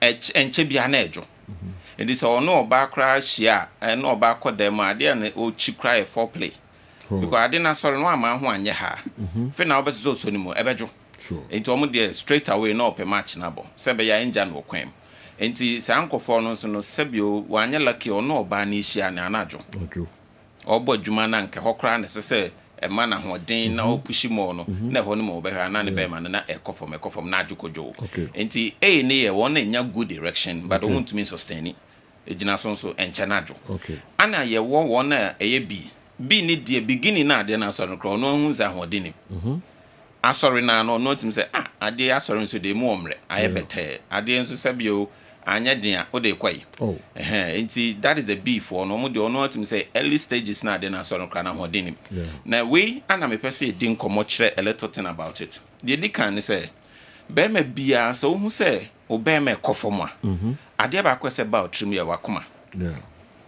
unya hu say o be ma kom yemre unya erectile dysfunction sorry ana ejo one thing say ba otrim eye o heart so unya cardiac problems and heart problems are and no one of the symptoms one of the sign and it's called erectile dysfunction because brap no say dey ahoden eye akoma yi so be mo ahoden na dey akogeni eyare intenya ba sapa then na affect o sex performance and this ya hye nso a o mo emema na tawo chronic diseases no majority na mema tayemre because the body itself nya ready so obekwa akoye say adwuma no because o yare and they say who say obema yemra e betima ba say heart muscles no eye weak ye wade bi e friend cardiac enzymes ye e de hwese wakoma no muscles na pompi moja na wa hoden ana eni ahoden eno eka ho bi na mema bebre omema ayemre e bi mo ye sebio heart enlargement so wakoma na pese ekese a eduma sex drive so ye dey ekofom and then ade e friend hypertension on se nipa ne bi adwen om se BP nro na omofa no eno nko an etimi ku ni bema se bi bradwen no o me de BP adro no yes e fa bema obema undimi de memfa but the fact ne say number 1 say obema ne ye BP na nkasa high blood pressure no ono so ku obema oku ne sie enti na friend silent killer enti wo hyase na odwojo obema ne ketengete ba hu da so de adwuma enti e time o come afi o se adro na me koda so no atwodwo me bema enso na ya de na hyase ya oyɛ dai oyɛ sa enti BP hypertension nso etime dwodwo ya bema and then yentumi yin mfrimu da enuro bi nso side effect etime dwodwo ya bema ebia na draso masi na ofa sebe ya obetimi abo adwuma anasa wo de protect BP no sebe ya enkosro ana wo de treat ya de bi sa adro ni bi nso side effect etime ma o mema sem ya dai ekofom eno there's no two ways about it enti eno no mafutuo ni se uyo obi a wo da high blood pressure droso ana wahu say wo fa adro no edwojo be ma mentungu de hia kane ne say BP ne be treat na ye normal enti wo hu say wo be ma sem ekofom emra wa start fa sa adro na ko doctor ne ho papa doctor dro ya adma me fa o because BP ni misro se be mbone nanso me fa drone ma unsa fe dia me mema sem so ye dai ekofom there's a way obeje no ama afoforo ana obesesa na odi bibi be ka ho ama eno ye better than say also be me unto watu agu utugu sa pressure ne kosra wanya stroke no wanya heart attack ona wokọ no nti yen hye ho ne so pa and then ya dia your friend said the diabetes ara wo sem ne say ye yi mema 100 digina ho a omunyina wasi kire ya dia emu be 70 to 80 omo be manya adwuma it's a fact uyi mema 100 digina ho a omunyina wo diabetes obi a wasi kire ya dia bia out of 100 no 70 to 80 omo be manya adwuma even if on person have sex ade so mo fa bibi ade so mo dua bibi this is sebio omo fa lawyer so wan pe bibi either alcohol ana aduro bi amene twen ne oba nhia fa bibi spray ho saa ne ma na sebe wada ne oba no enti diabetes die eno so ye number 1 cause of erectile dysfunction a ye free mo enye ye kra enti ya na ya ma ya adwen akọ that side nso so ana mema ne bi ho nso a na rehosem ne say e bia na prostate cancer but ono akra onim unknown prostate cancer issue bi a ehye ne ho a onim ana no so ate ase ne be ma so edey ejuju no enti na oba new life from your particular clinic what we do ni say ye test e check hwe say e na akofa wo mema sem na ba eju no ansan ye de drama because the fact is say one hu ba bi efri a wo mani pa na dure nkosi hwe that's it because diabetes na eku ne be ma na one ko start from sugar ne side na wo se ne be ma munya dia wo chena be sa adwo okay enti na ma ye test to be sure na ya hwe say wo de na ye hormones bi a o testicles na say produce man number diabetes hypertension na drobi alpha ne na anu bi anakonya effect on your manhood ani aye ho adwuma so enti enhye ne so ana obi okran so ya accident ebia wonya injury bi on na chikase ne spinal cord ana affect ne performance and mema bebrebe dey adance so ana obi on so unfortunately okoye surgery bi operation bi ana afede ne ho kra nya dai ensori bi ne ho be sorry age say wa wo ne ho mpane bi ansan watimi agina ne na so enti we mu nyina keka bom ana ma bema enya ade friend erectile dysfunction enti yenhye ne so sometimes yempanifo ni bi omjom ho achi na bia akofa young lady bia akɔhye baabi so was steady no na omkɔ omma no ubon so yesu hotel no kɔ no akoka ho small girl bia kɔ wine wa mafie digila de say ono hwe na energy na ɔkɔfa bibi sebe ye be empower no sex enhancement na sa nro ni nso sometimes juma ebedi no na etwifa no so a afi na nakoma sizi o say ontumi nya juma ne bio ana bie mu nso no wona omom pentriti no mato agu aphrodisia so no se bia nka abeba ne ahwede ha on ye treat na de ofedro na na obehia no ebedu baby na sa aphrodisia no kra small energy na on kana je from sem afi bon so ofa nya juma na oti na pile sa enti we nyina aka bom ana me ba say ebetu ye hofo na wo ye bema for any new life homeopathic clinic na anything concerning sexual weakness ebia ye premature na wo eno so measure da be no kwa topic me ba na me ka bom ma me nyamre ma ade ni ye enti me de no so be ba wo mom ho sane ntem me ba be kire ba bi efiri ba na ni de me be hwe mema ye be memu emre na ama ye ntumi ma ye yerenom ana ye dofo eninje e wo fie ye chop money there but the main chop money no ntumi yi obi o wa sabi onyi chop money so ne nkwan enam egum no ese wani because ni chop money bi mu odin di ye hwe hu ye na ye ma ni je mrafie de bra meja akwan makọ na new life homeopathic clinic Kumasi ha ye wo Atasemanso onye du Atasemanso taxi station ho pa na wabusa drivers ne say me call new life homeopathic clinic omo be chiro ye we are not far from the taxi rank omo be chiro na afi waba ana Accra nso ye wo Dansoman roundabout onye du Dansoman main or first roundabout ne pa Goye police station bi ho na wakọ say me call new life homeopathic clinic e wo King Solomon e ho na be hu ye wakra na Atasemanso no na anim ho ne Santase enchen ho a onye du Santase marketer ubusa Atasemanso on be chiro udu Atasemanso taxi station ho pe o se me call new life homeopathy drivers ne be chiro na o drive here just 30 seconds o nantin so just about 2 minutes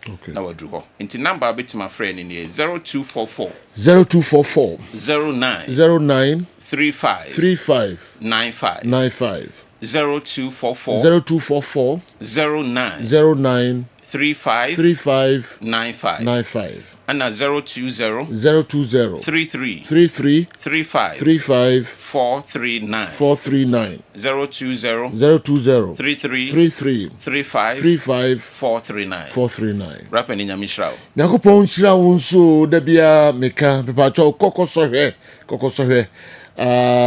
new life homeopathic clinic kokoso omunro no ehwe na the doctor be bosu bia no misrao tatahwe na omo ayi afiri ho de amaw mepamcho enya yare nyina no ba otumi eboso ewa ha ene ose bema omo memem taduamu ayemre courses ni ade ni nro ho ka ho enjese no nkwa ho adwuma no moye de how bia for numbers no na omo beboa oye papa ba bia o chekere no so no for ni ekire ho obeba aba di dance new life homeopathic clinic doc that's pa you sign o edi enkomo ebiom da sene entina eno so eno no monya na momfami enko eye Durban na yene Tony Montana ensan enkodi enkomo kakra eho or the videos kakra ebrayen emra omura stadium hono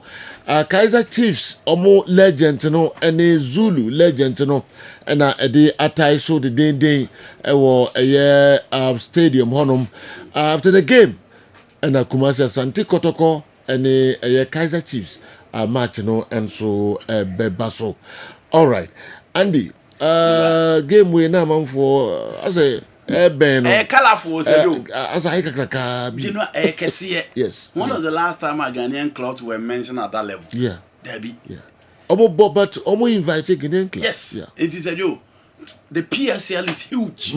So the Egyptian league, probably the Moroccan league, and you know it is one of the most popular league in Africa. Okay. It's a team and Kaiser Chiefs. And they only the level that they used to be. By Kaiser Chiefs is Kaiser Chiefs. Yes. You know, the Ama coach still remain the Ama coach. Until you know more two or months after the vibe, the awareness, the level, and the bars are creating. You know, the same Kaiser Chiefs, Diana, and I said you Ubenya. Until and yet many surprise. And you know, again, my body is to the and game and what be until a game a big. So you again. Kotoko Kobo Confederation Cup, Kaiser Chiefs Kobo Confederation Cup, another preparatory grounds, another platform for Kotoko to prepare very well. Yeah. Into Kobo Kaiser Chiefs, as I do. So Kobo Confederation Cup, I boy a clubs nechi. How many times Momunya had the chance to test their teams against clubs outside Ghana? The last time I Kotoko, a ball such level game was against Asaki Mimosa and the Baba Sports Stadium. Even in Okrano. A second for full squad and a boy. But Kotoko and Timian standing the test of time against Aseki Mimosa. Yeah. Again, Omanya chance to qualify for Africa. Africa, the last time Omukobi, it ended in embarrassment because Omanya opportunity to play among the very best in Africa. But Sejo, Kotoko was preseason. And Omanya preseason game against Kaiser Chiefs. Huge, very big.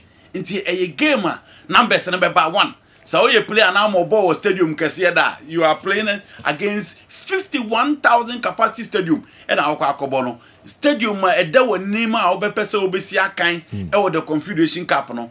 Baby a etise de ededa wonim nyina asejo e ho no wawura no. Nti wo the atmosphere nso be charge. Numbers na ama bebrebe kura wonim say the standard, the quality. You are playing against some of the experienced African players and some of the guys are Omobo Champions League, Omobo Confederation Cup, more experience in the PSL. To say the America Gaston Sorino, the likes of Miguel, the likes of Flavio Silva, and all those guys. It is a perfect opportunity for Kotoko to excel, a perfect opportunity for the Kotoko players to show the quality and the stuff that they are made of to the PSL. You can't South African League, ya ji omuwa. Yansu yenya the opportunity. Yenchire Ghana for more who say PSL e niema ba kon na mienu enti na yaka e kira yentimi enrom no but quality ene niema aka no say yensu yenya bia the guys will deliver enti you know a big game obi ehwe animu say the Kotoko that you used to know and say yo Kotoko Asante Kotoko na free bus no mu yes enter a stadium hono enche pitch walk no baba yanom okay. Okay. Abet Amwana SC FM no. Okay. Zakaria Fusini and Elcon Francis Aqua and also Etimi join the Hilary Adabo and SCA said you. Also on way a Kamara goalkeeper no. Yes. And also Etimi Ako. All those guys said you. Am I ready and they are point for action? Yeah. All set for the big game. Or Durban and General. Oh, your player now make you Derby no one yakotokoneas. Now next game your Kaiser Chiefs are umpewe now open and on the dear ba the Mateus Kunya ba and say this game shouldn't be a pressure game for you. It should be a privilege because so you play an hour earlier. You know who knows the scout, the coaches, the teams that will be scouting for players. It was how much we are saying until you play an hour earlier. Uja udin wokotokumu na uja udin wa Durban. Uja udin wa Durban na Kaiser Chiefs for the Oko. Kaiser Chiefs for the Oko. Who knows the Sundowns, the Pirates are available. Almost bet me I take your opportunity now. I say no. Yeah, bo Confederation Cup, yeah, bo Champions League. Yeah, share the stiffer opposition at Kotoko de match is then going forward, you invite you for a friendly game. And I am call Ghana for a friendly game. Ni share how almost test our mobile media. But it's a big game and you don't record the last time a Ghanaian club raised that ban at this level. We expect a lot from Kotoko in this particular game. Okay, normally, enter the pitch walk no, and so ebe Bremo, Asante Kotoko, omo edu Ewura Stadium no mo enyam on the field of the pitch, and sana omo go back to dressing room na fe omo SSU omo assign abadi na no ye de Bremo. Na ohwe Kaizer Chiefs sika ewom sponsors ewom se mo ana mota ka de bia wa hanom se ye ni sika peace okay players ye toto mo bay we dey compare Kaizer Chiefs num any Orlando Pirates num ne ade sika mo to players kwa obo players bo ne ade no ye ntim fa ye de compare omo enti kwan bia so no enye level ne omo na then I was as a access and they go team omo compete. Okay. It was a competition at this level. Okay. Yes. Do you know any the be na favorite to win a match? Stadium ho na ye I feel na man for Ashase omo eba. Is it Moses Madeba Stadium? Yeah, it was Durban. Na Kotoko players na enche be hu omo se omo Ewura pitch and na Tony Montana they eche from Durban. A huge big stadium by all standards. Level was it was okay, the answer no number 2. Young family players, especially new ones, no, and the old ones no crown almost down to climb a ball. It was stadium be at say no. As a boom one in players I come Black Stars to kwaya. A stadium no nipe hono abom a moment member. Okay. Yeah. You know number 1. And yet the beer na favorite to win a match. Number 2. Kaizer Chiefs are home na no more de bokane no. And yet the same Kaizer Chiefs. And then the Sufe Chabalala's Kaizer Chiefs. And I said you hear on your screen. And yema bafem kakra. Inti a home ni nisro. Kaizer Chiefs are go to the level say. Memlodi Sundowns you so play I don't yemra. No makwa kofanaba. Inti meka Kigan Dolly Ekoi Oba Dolly Eba Kaizer Chiefs. Again, Maka Billiards, Maka Leonardo Castro. The next player Gaston Sorini. Memlodi Sundowns is player no Yemra. Yeah. Na se jo omo de na break Kaizer Chiefs. E tell baby a Kaizer Chiefs edru. O hwe omo league table na Kaizer Chiefs di knife. Inti e chesa hoden no. Enti se kane no na de tie na. Yes, yeah. Inti sejo South Africa in terms of talent wise. Your talent che omo bebre. Oma your homework ye and oma grew omo game no. And omo the finances to support their game. It is a do. Omo timi call for quality coaches. No omo do oma ba. No omo ba be coach. No omo be improve players. Omo leginim. But Joe, let's not forget. And Smedend up a free house of folk. Oba Ghana has a do ye jana chidi no. He went to the PSL. Kaizer Chiefs Marisbeck Okoye Juma Elho. Into ye new omono, the difference here, the amount of money they used to pay players, the amount of money they used to sign players, and then the quality of coaches, and then the quality of administrators are almost ready. Some be making sure say they will work to bring the best out of the players, the club, and everybody within the setup. It is genuine, and not nama Kaizer Chiefs mono almost sign one. But in terms of quality there, said you, a woman saw players here matured, a be more CAF Champions League, a be more at the highest level so far as African football are concerned. But said you, Chiefs any year no those are the points that I feel that it should rather act as a motivating to the Kotoko team than say a bit demotivating. Now on the issue of a player and I say uncle to this level that na said you. Oko to this level, I was say a bone one. Said you, Medica say, oh, you're Kotoko player. Nasa said you, Baby, oh, crabby or more first, a visa idea about more passport money. It is a joke. Yes. Baby, or fair visa idea about passport money. I was saying only your motivation can see a demo. The children say, so you don't want now, Bona Bubun, yeah.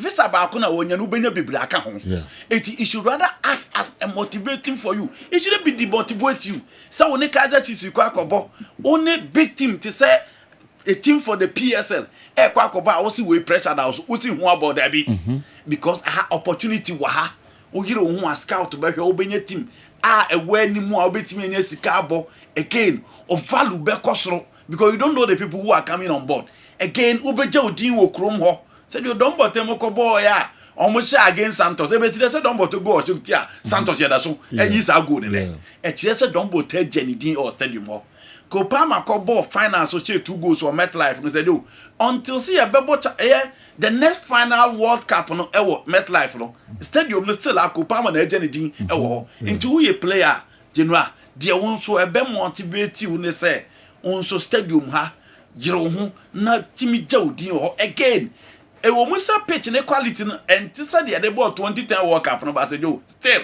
obehu say in terms of quality wise and the flow of the game no e be ma game no so atimi akwani mu it is a way there a perfect opportunity for every player to excel a perfect opportunity for every player to exhibit his skill on the technical or deliver to the table. It should be plus and motivation for the players. And we said, I'm expecting them say, but if you complain about pitches who Krumha, any other league centers and never game in Florida, the ball is in your court. You only need to deliver and say, you can never disappoint. Okay, yeah, Tremwa Kopim say, yeah, the live commentary no be free, stadium hall, Durban. Now, the Bremo, Asante Kotoko, players and officials, on the who say, Omo, pitch no, eso. Enche live commentary no ebe shase na ya boso ya sai esisibium e de akremo say Balm of Gilead clinic no omo Daruma na ya de Tony Montana akwa pim e South Africa out the report aba for some time now be nine Tony Montana di e South Africa e hotel ho be akotoko be ko bia e ho aprobo ahodo e South Africa na videos na de out the abreye nyina no Balm of Gilead ayare nyina omo number 1 yare nyina last stop okohonma ten de how bia no ombe yefro e de amount enyemra doctor babetra aka kakra na obeka no eno ho nko anwadwuma na omo eye de bia ye kai mu de how bia no o de owa ha ono amu e wa ha numbers no de ebetu dwa ba bia obenya ye Balm of Gilead omo clinic no paucho kan ho na koho na fa wo hawo ekoto doctor fo no anim na ombe bua oye papa omo ana kokofa Balm of Gilead omo vinegar no enso aba edwa so de bia doctor kan osiso se enyadru food product na odie wato so de no fa bi wuro ho wonam wato wuro ho ansa na wano anade aye nkwa na stew no fa bi wuro ho mpawcho emebi empa ho da enye nam ne atoso de nkwa unsu a wonom so no fa bi egum nanom na wankasa obehu de beye wo we de no food product keke na odie nom na obehu de ebeye papa na wa ha kakom kokuo anum na yeje no Dr. Edwin Arthur akwa say ye patronyame adom na ye pa nyankopon asepa nyankopon adom bia iboko pa weekend e ana menim say nkrane takrade na ana wo yes eno ante na mo akra okay because of a sorry program bia when the Church of Pentecost but I invite him to know say there's o jabi bia na osamba bi okay all right boy nkomo kakrai manfo so dase papa ma yehu de ekoso ewo eye Durban Asante Kotoko camp enche commentary no be shase na odi tufa akọ eye South Africa esan de aba nyakopon hira manfo edase pa se jo yen so edase na mi hira woni team ne wabajafo ni me pese din komo kakra efa vinegar no okay na you related to liver health okay obefa yen liver na eye mbrebo na one of the second largest organ ewo nipa bi animu ha nipadua no liver no and the second largest. The skin no your honam no and the largest. Okay. Ha beba internal organs a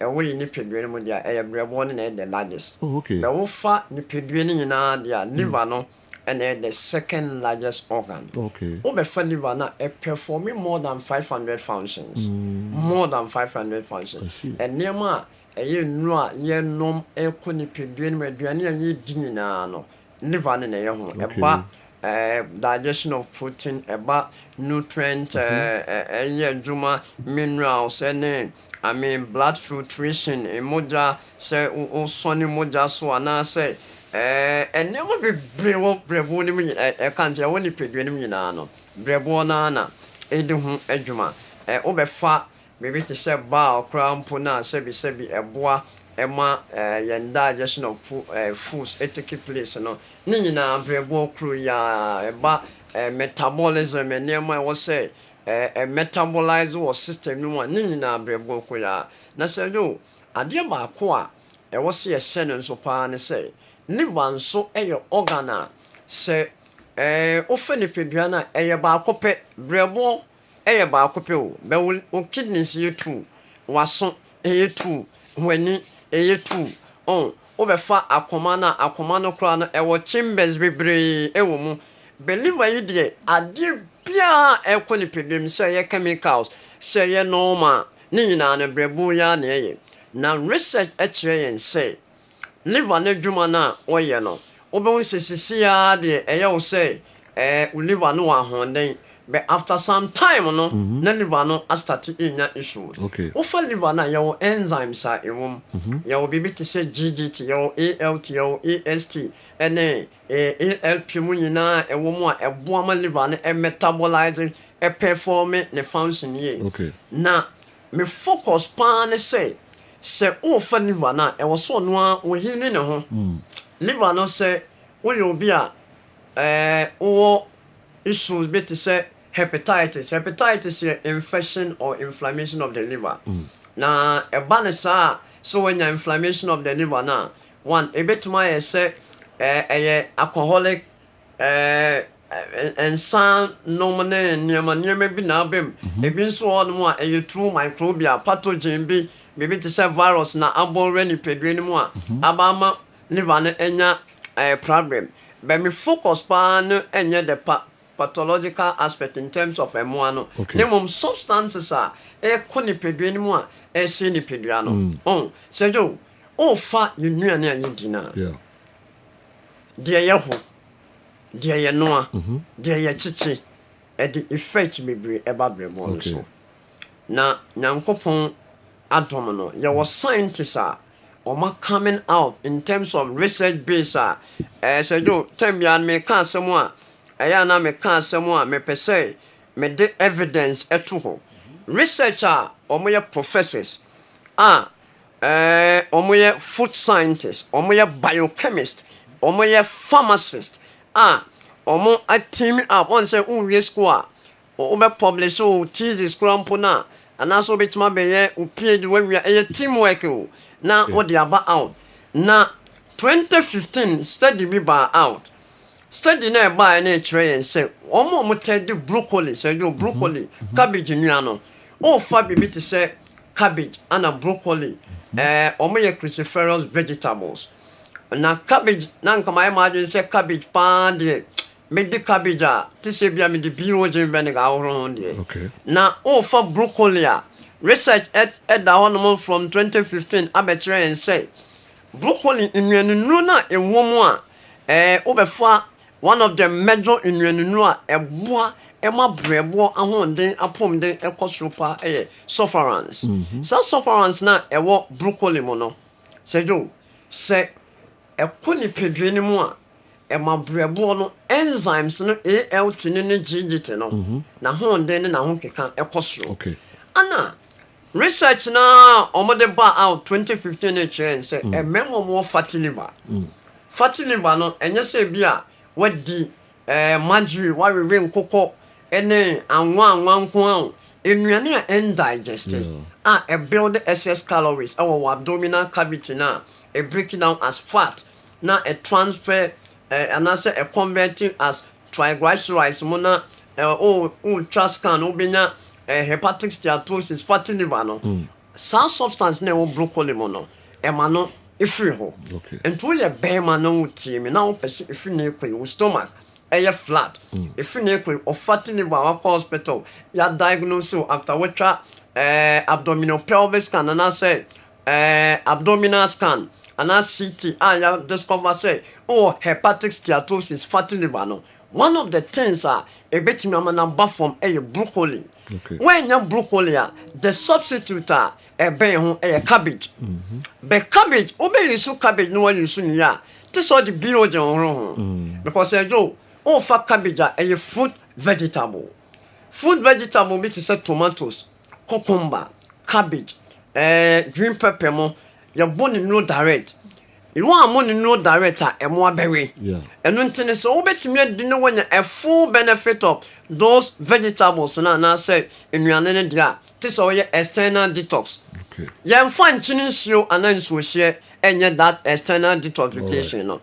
This all the BOJ vinegar. I say to man. And we a bear man no team or your bar. Na wo team wo ye maame wo ye sister cratchy na wo fumpum na wo person wo fu no flatter one of the vegetables are a betima bo adwuma na bo ni ama recipe a me we for broccoli when na broccoli no for cabbage no twemo be say 8 for one portion now the a small portion of ginger to so kokromoti no aka ho one blend it. Blending with bottled water about 500 ml of water. Now with the BOJ vinegar. Before that, with the BOJ vinegar, no external detox. What blend area why any juice no now sign the BOJ vinegar so a pony pig anymore. I am telling you, say those phytochemicals now what cabbage anymore and I say what broccoli no a bad bomb when proper way of what abdomen so so, high visceral fat. It may mean erectile dysfunction. It may put into arrest or type 2 diabetes, insulin resistance. And more importantly, what happens is that it may mean gastrointestinal disorder. Obonso belchi na bloating. Udidi ka crave no funo ayebua. So, and the next one a bit my a beetroot. For beetroot, beetroot a root vegetable. Beetroot you tune it to say menkin. A cocoa I to say menkinia. Beetroot a containing vitamins. Vitamins are a beetroot in the that red color no you know. For beetroot a anti-prostate properties. A boy say prostate no that gland na a boy a produce proteins and once you check it prostate specific antigen in terms of protein a produce the moment within 0 to 4 I mean a very elevated and the number 20 13 I will say after various labs you checking you say per the cells in the tissues now you picking the pathologists analyze and I cancerous when you bema now person bema is so psychologically, I was so sound. Number 2, I was so blood circulation taking place. And there, obet my year now blow Emma. I mean, prostate. I healthy. Never be up on kind of say. Offer beetroot bako. Now with the ginger, I can draw a crabby. What the garlic containing allicin. Allicin, a warm blood vessels not removed by a dilating. No more flu. One blend area about the bureau, our no son so now the bureau in the say do a bassa the full benefit of beetroot now. I mean, I was a cool nipple, ginger no ginger or no, Alison no, ne beer, and ne papa crump what gritty lemon, and canna say kutu, what the no crack count with the her spirit in a woman, a bad woman blood in the flu, blood. Flour, why a bear man, so do you see that? And to almost bass in the house, Bio Genedia said, you and you put that I was if you be an 500 mils and a 40 cities, 1 liter no a 75 cities, and I'll be fagalon on swat. 300 near the small one about assign account. The best show say Biogen and Yandrew, a food product. And then no say Otta, and so now the woman are not me the new word drew. Say ya baby drew, say ya bluff drew, what the answer say, for wounds Romanum, what the answer so cotton nearby now the beer won't know home because and chinese when in social chemical. And no dear, a idea say account. Open so we chemicals if you knew and who are so called broken pieces of charcoal mobiliasim and I said charcoal powder, never fine. Yeah, the cabin empty and furniture, any hotel and next. Any opposite. Oba, I see that house premises answer. I see security checkpoint one more. BOG vinegar, Sans now for Asida Towers are a bio. Ghana be a mobile free beyond me patrol. You bet direct to mo, Amamonsa, Etmiaka, BOG vinegar no. Ebi Oya Renzo from Uti, Ebi soon now, now per se, Unya upon there. No about Bam of Galia training, Commerce, or the car me and down to the next. And the opposite. Oba takwa dia yo anaji and apart from that no Accra the West le won pe and ya we bia atete wo bia ye pe na be hwe wa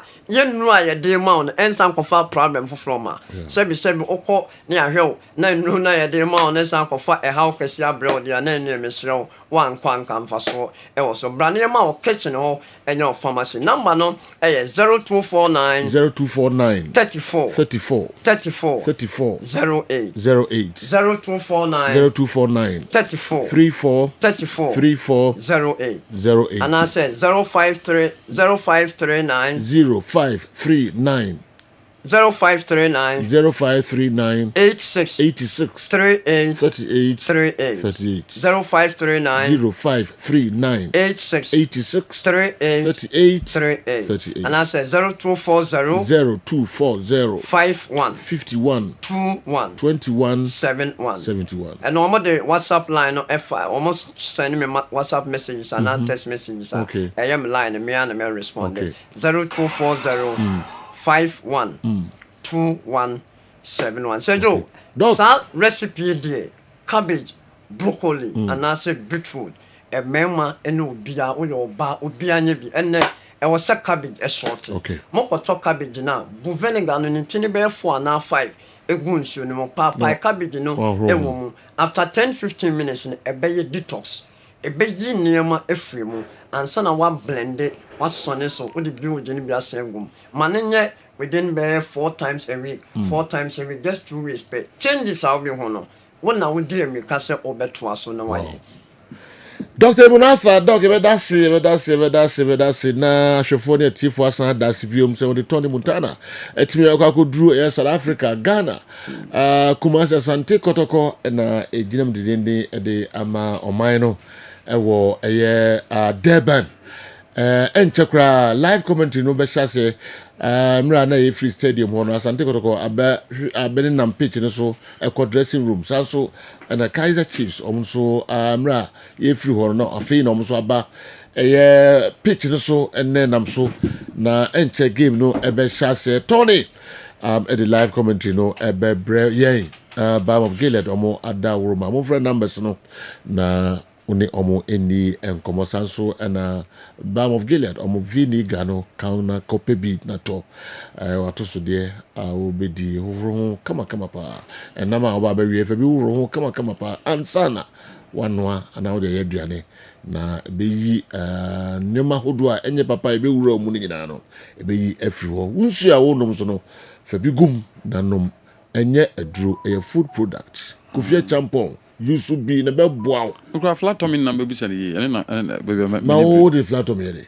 hia me wo ai sa ana ba we di ni pa ho agro a odabi obi ho adwin oti bo na de o ye keka obi ho adwin miti mpese me de na kofo be boawa obi ho adwin oti bo be boawa odabi okay ma dwun kra nkusi wa za ma dwun nkusi okay na wo se ni pa abia ko si de beso the doctor flatomy de na me ba mo a kire me ani de ende se me ye bi oh yes see na no doc adawma wo se ko fom wo fresh boy ko me di super e ko fom na da bia so be so na ya de ai bibia na ya no doc e da se you know sign the attractive mo fra numbers no na mo ne Balm of Gilead eni enkomo kuma se Asante Kotoko line up ma be sign NCC bio Mohamed Kamara and that post no mu Emma Asante Kotoko Samba O'Neil afi Kwame Poku Hilary Adabo ene ginem de dende Emmanuel Entry Henry Ansu Patrick Asedu Albert Amoa Seth Kwadwo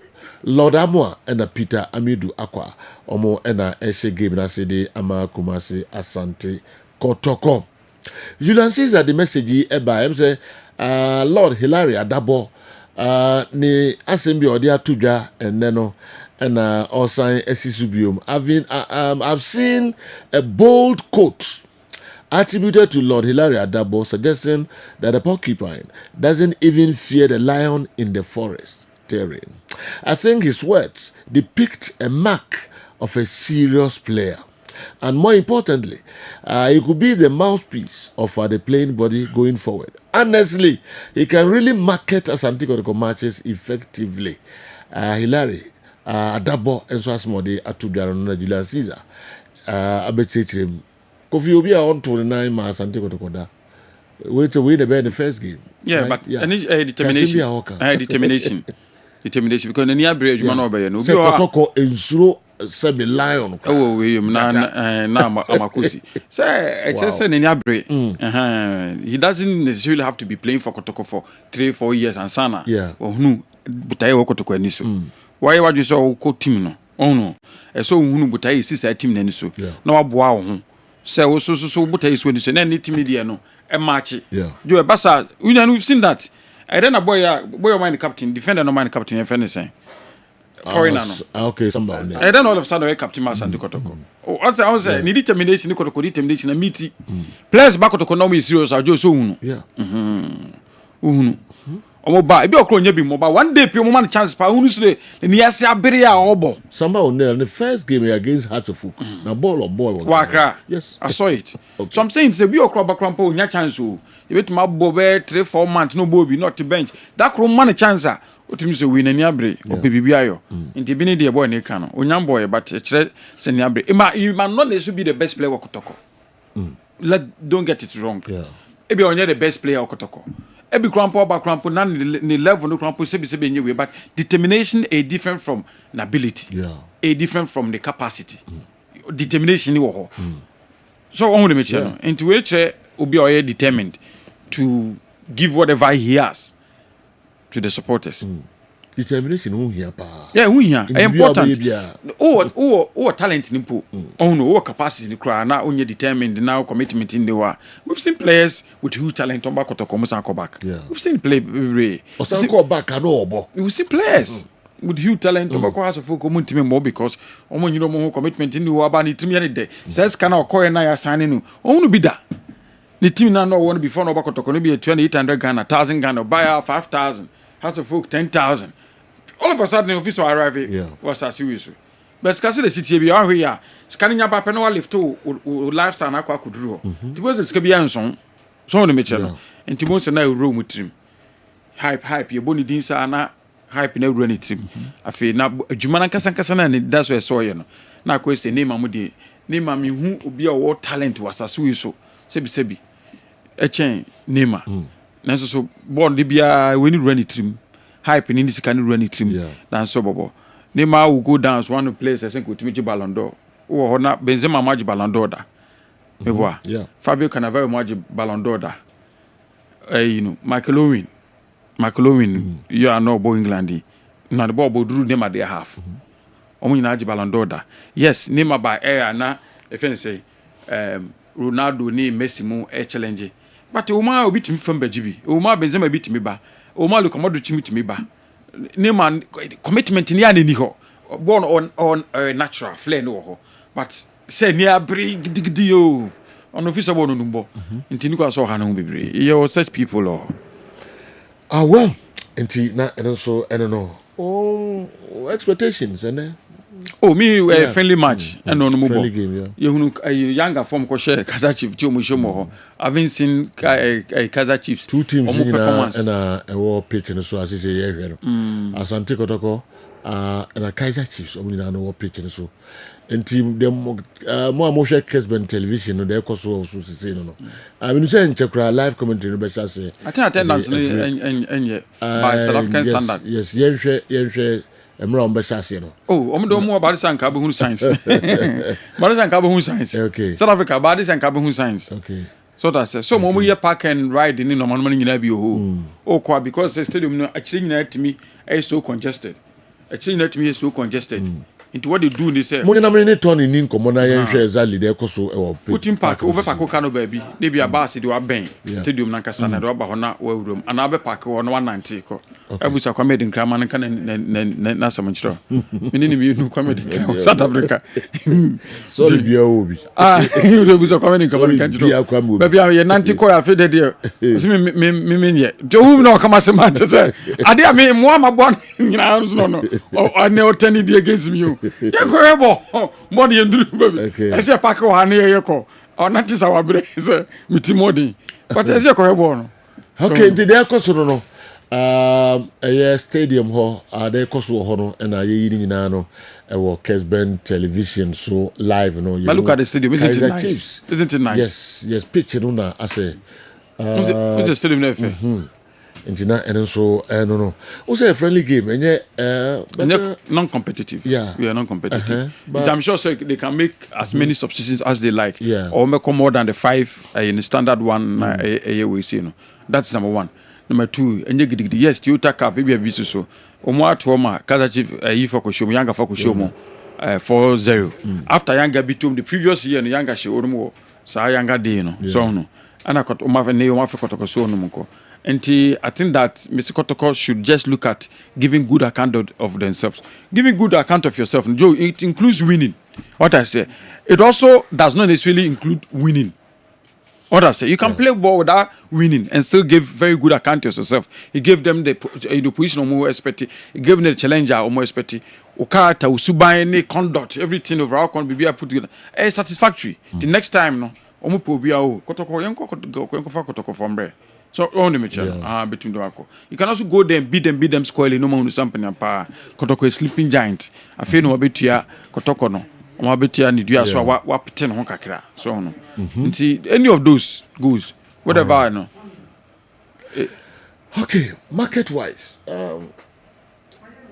Ebeboa. Oh, of course. Attract sponsors near their back club no more. Me Kotoko. Me feel but I'm making komo. There are a lot of huge companies in South Africa with representation in Ghana. So no, lot of huge companies in South Africa or more representation or Ghana. And me feel our making komo, especially with Toyota for ya. Makwesanya on there because Toyota fund the sponsor. They would meet Toyota executives. So what I say, they will be there. They will be about stadium. But me go Tony ho e wo deba na me go head e koso ho poti. Tony Montana boy komo kakra de na koso. But after the legend, Mr. Kabadi and Mr. Laka, Yemeche for and I go papa. Hey, Kessben, come on. So we are seeing King. Hey, Moses Mapida Stadium. I was there. South Africa, yet in our same mode, the South sponsors, Gentleman Dental Clinic, and after BOG, Farm of Gilead, Senegal, and a BOG, Alternative Clinic and Diagnostic Center. Iowa Tech Asia, you have empty the cabin. I have Asia Hotel. I want to say, every man so there in South Africa, they live commentary, April. Come on, say, as this Kaizer Chiefs way. Toyota Cup 2025. Last year, and a tournament a chance here. Now, our boy, blue from Team Kaizer Chiefs, Elusie, Yanga, our free Tanzania, and a Shama Kanuma, our anti Kotoko, and a Kaizer, and a BCD, our airport organizers, no over many man, almost at the shopping Monochiao, where a Virgin Cup, and that trophy now, already see so last year. Emma, Kaizer Chiefs, Elusie. Shanka left here, and yeah, no more air by name of way, a shop to Monochiao, and organizers no Toyota or more Eddie Essiso. Make us the Koroko, a year warm up. Kaizer Chiefs also a year warm up. Koroko, as some traditional colors, and so no a red, not better than a solo. The upper part, no, a guitar, pants, no a red, and a horse, no, and so a red. Kaizer Chiefs as some traditional colors, and so no. Tuntum, pass no, ɛyɛ akokɔ srade yellow ɛna horse no so ɛyɛ yellow and black medin kaka ɛnra mo tie yɛn ɛwɔ Metro Action Friday's edition question and answers no bi tija the Kaizer Chiefs ɔmo on beli ɔmo new kit ɔmo ntaadeɛ no ɔmo pound to my way ɛyɛ foforɔ koraa enti first half ɔmo bɛhyɛ ɔmo home colors black and yellow pants yellow and then horse yellow na second half no ɔmo ahyɛ ɔmo away jersey enti ɔmo first colors no na ɔmo ɛde ɛyɛ warm up yi enti referee so aba ɔmo nso ɛyɛ warm up nti ha deɛ bibia ɛde tin attendance ɛdeɛ mo show yɛ ɛwɔ Kessben television so 1 hour before kick off no let me parent share that mass stadium no ɛfa a little over 40,000 enti metumi dey compare Papa Yara stadium name of just say aha no ɛyɛ rooftop ɔmo etumi ɛyɛ nkonya bi na sɛ deɛ ɔmo kata so no ɔmo di kan kata so half ɛna ɔmo agya half a ewia ne ebom aha ɛno kwan the only difference in terms of ɛyɛ capacity ɛne stadium ne plan no Papa Yara ɛne ne deɛ no different kakra ɛwom ɛno no and then other popular stand so supporters no lower part of the popular stand I ɔmo apaka kakra fine VIP here attendance no enye bad crack nipa no aba ewo VIP no eche popular stand na amakosi Kaizer Chiefs some fans no of course omo na eye more or less the home team omo dominate Kaizer Chiefs anya club omo etesi ewo Denban omo ni Durban omo Throwback lemum organizers no ana eyi game no dia ha na bid na course no Durban City no omo put in much effort as a na other citizens so epe obia lobby send for Toyota Cup ni Emra them Toyota omo company no headquarters no I was Durban the organizers said home switch home and yes I get yamfa game no Emra Hanomo and omo de ba no so far and you may pay you pa supporters no omo eba all men na Ghana time about 12:25. South Africa about 2:25. And less than 35 minutes. 2 kickoff. No attendance now. Stadium are 40,000. Make us a little over 12,000 or little over 10,000. And supporters know your mama. After and gradually almost ever. I have no almost point there. Pakokano. I was stadium inside. Some of around. Ekebi anka heroes pack na kebi wa pack na just so true glorious still na how the omo nya sa omo team ma pack by 500 meters na we transform one man here abira stadium ho it me have any mon tin so a also supporters no ewremu it's attendance no e be pro na game no few minutes to kick off no ya hear stadium attendance supporters no e be India numbers after until the coach carrying situ but the lineup the selection or the still kind of Odiaba Timubia Enka our Kessben 2.9 and 3.3 I'm here live or Kessben television Facebook and YouTube I'm fan to just there goalkeeper don Mohamed Kamara captain Samba O'Neal Kwame Poku Echebo Lord Delary Adabo Emmanuel Enchi Henry Ansu Patrick Escape Albert Amwa, Joseph, Lord Amwa, any Peter, Amidu Abra, Mrs. Suprema, Mohamed Kamara, Samba O'Neal, Papi Delary Adabo, Emmanuel Entry, Henry Ansu, Patrick Escape, Albert Amwa, Joseph, Lord Amwa, any Peter Amidu. In the lineup, you do teacher our financial show. A technical team, na a demand, technical team at the Mayan. That's the bedroom stadium, and there's 2 players out from the Echo bench. I'm at 2 players about the show. And the Yahoo Henry, Ansu about the show. I'm at Yahoo another new player. And so about the camel. And the owner of the Carolina, I coach no as a very defensive. Coach no as a very defensive side. After selection, only one player and I feel and name Henry answer the ship. Zakaria Hussein our bench. You need to see Omo Aya Wamapi and not 55 you say Omo Remono say Omo the lineup way body I'm line up no and I'm the Atujano, Mohamed Kamara, Samba O'Neill, Mami Toku, Hilary Atabo, Emmanuel N.G. Harry, and Super Tech, Albert Amako, Lord Amwa, and then Peter Amiki. When any place I started Eddie Amako, from moment to bench, I had got it down as the Governor Chief, Baba Amwa, Ifa Johnson, Chau, Zakaria, Saka, Dauda, Shai, Aka, Dinusa, and after Amu, we must so any place at the bench. Omo everywhere the coach no ehia mo services omo enso everything abroad and see godfather over Moses Mapida stadium our Durban South Africa dia game no players no eya wa pension na ebe shas here enti bia at the team gentleman dental clinic obe so was no eye fisha dia also be aso ye na ye good quality mouth na eya fight Peter was enya strong. So no assobu. I say a failure at the mount here, a gentleman dental, and I may come for at the amount. The yes killing and a year polishing. The bears I mean seats no na new consultation. The best mean at the breast assume the better restoration. Hope you say you did good and that's over a show here. The bear come at the amount. Was no in church ye. The bear rearrange come fast. At the amount, their numbers 0559 139 582 0554 0549 906588 and after 0598 405 674.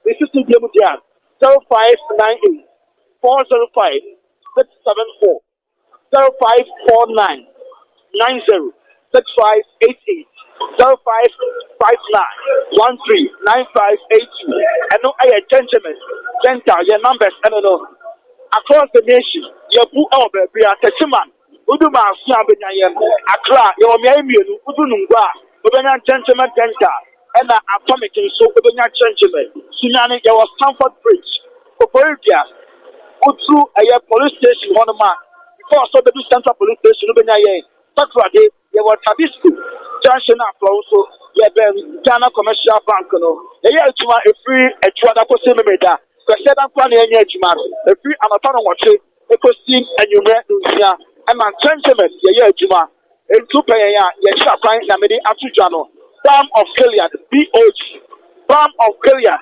Alternative Clinic and Diagnostic Center BOG Alternative Clinic and Diagnostic Center over Australia diabetes, hypertension, stroke, and actual when you're bone disorders, arthritis, I want and I want to at the amount. We prostate dialysis, asthma, hepatitis A, hepatitis B. You might have to obesity and learning nano, then first count. Now, Yadiano, in quack. Now, for other services, render nutrition. The render what Jenny Dimu, Dr. Edward so. I don't know, Dr. Edmund Alpha. It's one of the Papa say, when you're willing, sir, don't make come over this one or slow, because study, and you will sit up and an open or help. Now, any constant, so to get ready, I bet you by Arista, you were ultra modern, stand in a laboratory, center, over. You don't remove now for your dear how no, you get a truth and so account, man, put me at home. Oncology, cancer nutrition, and after physiotherapist, so your future, machines, no papa pano, your home, and a war, Balm of Gilead, Alternative Clinic, and Diagnostic Center, your war, come and say, behind the cabin, MTN, opposite, opposite, a hotel, Utu Akanswa. West Legon, Ubenya, and I thought so, Anaji, Oba Swam, Ubenya, gentlemen, yes, so you're honorable. Well, Tony Montana, Homeso, Yambra Studio, Hana, Yantua Jumediani, so Kessben Television, and when you go so a channel was also a share live, a Facebook, a Kessben TV, YouTube, so a Kessben Television, DSTV decoder, so channel 364, and a Gold TV, a 121, where you live coverage a day every yeah Moses Madiba Stadium. It was Durban, South Africa.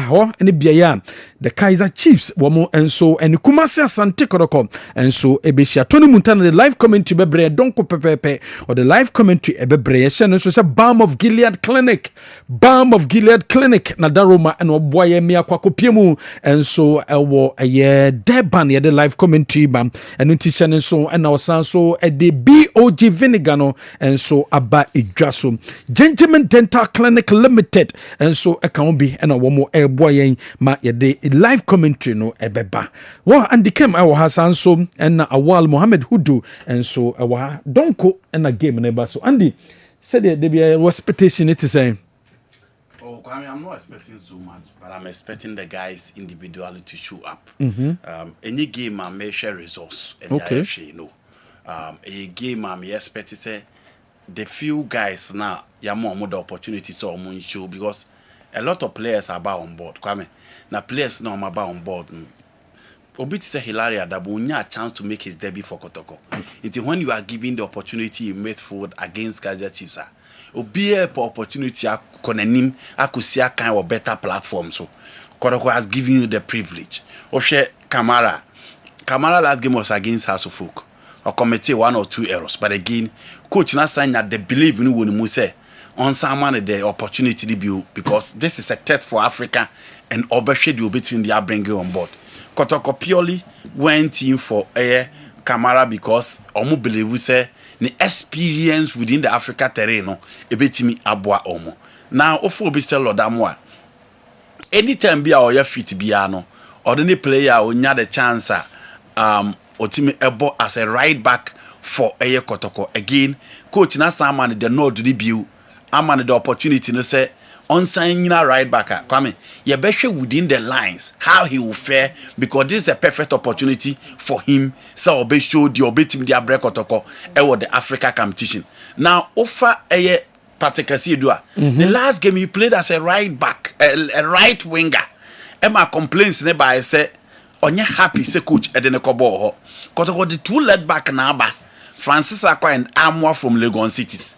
Into also getting the opportunity back to the left back no obi a say obe cementing a position as a left full back centrally come teaching pa Henry Ansu your deputy captain Joseph Ablo experience in Africa Zakaria Fusein in Swaba and the last game he was solid, he did so well and he played to the part in Mobien who say this is a center backer believe we say any of the big clubs should go for him.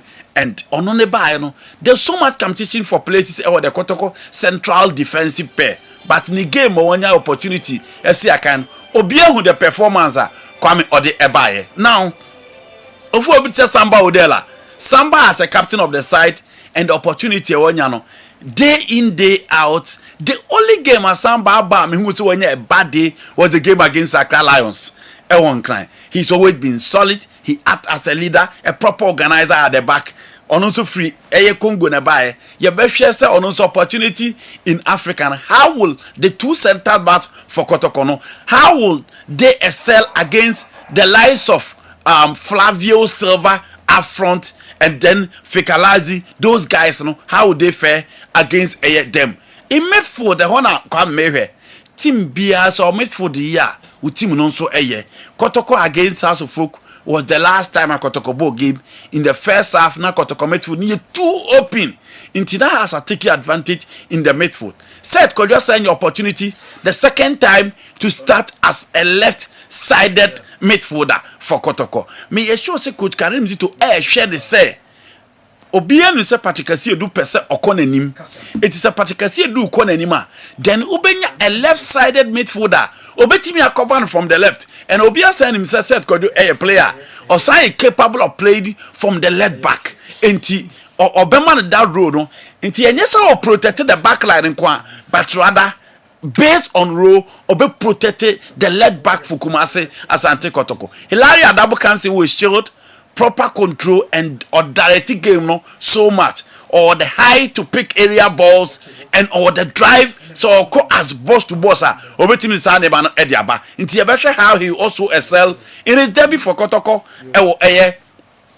Mojib Madeba Stadium in Durban. Now, Emmanuel Nchimaya, brilliance of what was expected of him, Abrano free Olympics in the game against Hasufu. Or directly game very well, or Seteba Ebeje a control game very well, or directly game everywhere. Now, someone is spacer or that drive on or the beba, and there is another opportunity for him. So Obesa show say consistency neighbor and coach Karim Dito that believe in more and also show to the technical bench.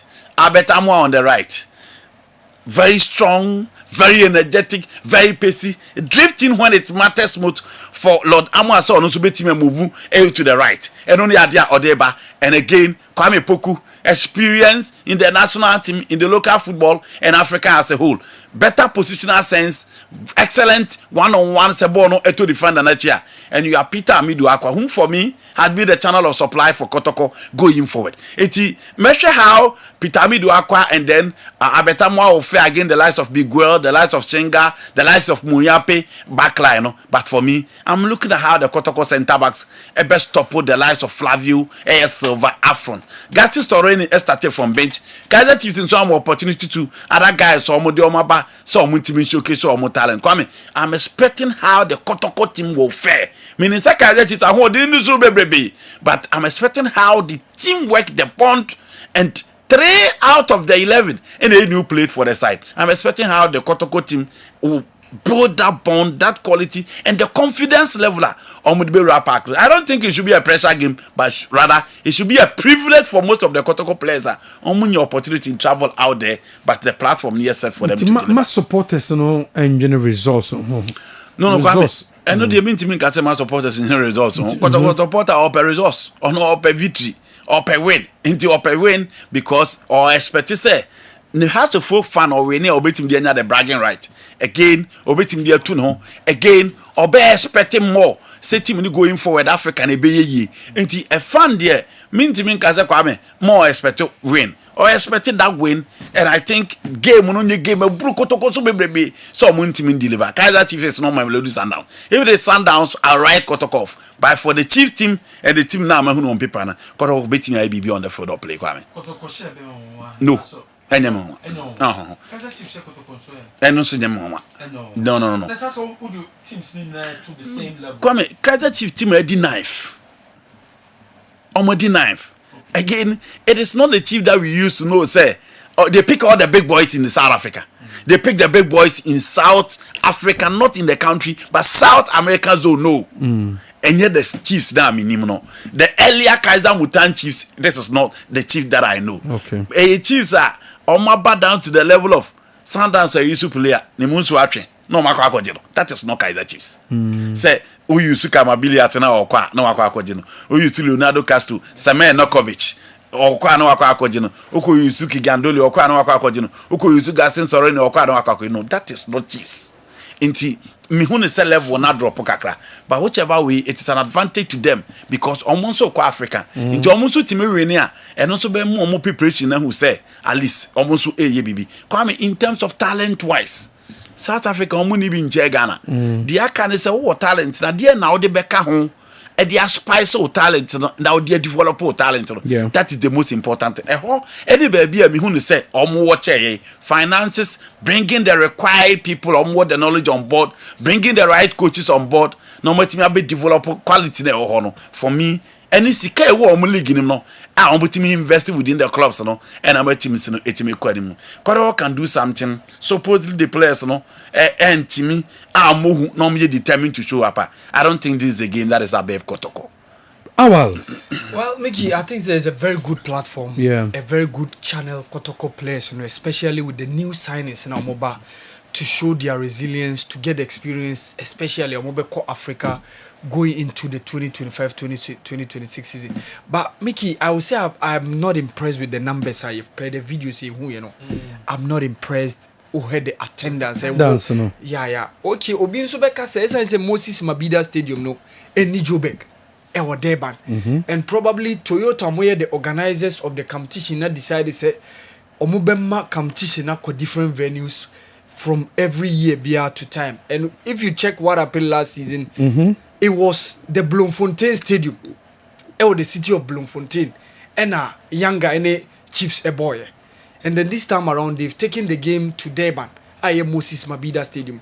What it means even bebia omo ankasa Chiefs ne where was weto no enyanko ho. But per the pictures who need the who say numbers no from Kaka. But for me I think say the squads abeba ni nyina I was a bit surprised kakra say me who Gaston Sereno on the bench, but Coach Nasreddin Nabi decides to do what he wants per the level of the training and how he's monitored his players. That's the reason why in the setup. Me who Tabiso Munyani, new player, and who's almost signing 2 guys from Orlando Pirates Omafrio. Another a typical example is Paco Maseku Awaba, and said the Andy Eddie Kankano. As a Kaiser Chiefs for the rejects of Sundowns and Pirates, and that is what they've been through. Yes, well last season na Chiva Viro the Mozambican international. Yebe last season no de Maccabi Lilepo, former striker of AS Vita, Edibeshe team Mukina. This time around they've signed the likes of Paco Maseka, the likes of Flavio Silva Munina, Ebabe joining team no. Yeah, what they bring on board, but this is an academic exercise. In as much as a preseason game no trophy so. And also the level of competition, the intensity and Kaiser Chief they just returned from Netherlands during omo preseason to Amako. Omo about 5 games, omo winning only bakope.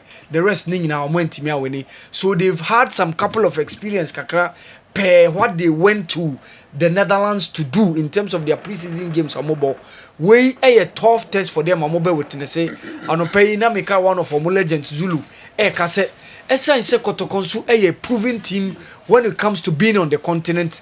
Kotoko is going to give them some experience because Kotokonsu be a part of the team ebe participate in this season's CAF Confederations Cup na ebe personal. So I think per the level of how things are happening and we are yet to witness a very good game where send the level of the pitch, Mickey. I think I'm very for South Africa untimin can say we are impressed because omono their development baby omo doing they are top notch. So pitch I that's to say these are the kind of pitchers ebe more players now exhibiting the confidence and more talent or more because talent the pitch no work from one bit me springing the passes together.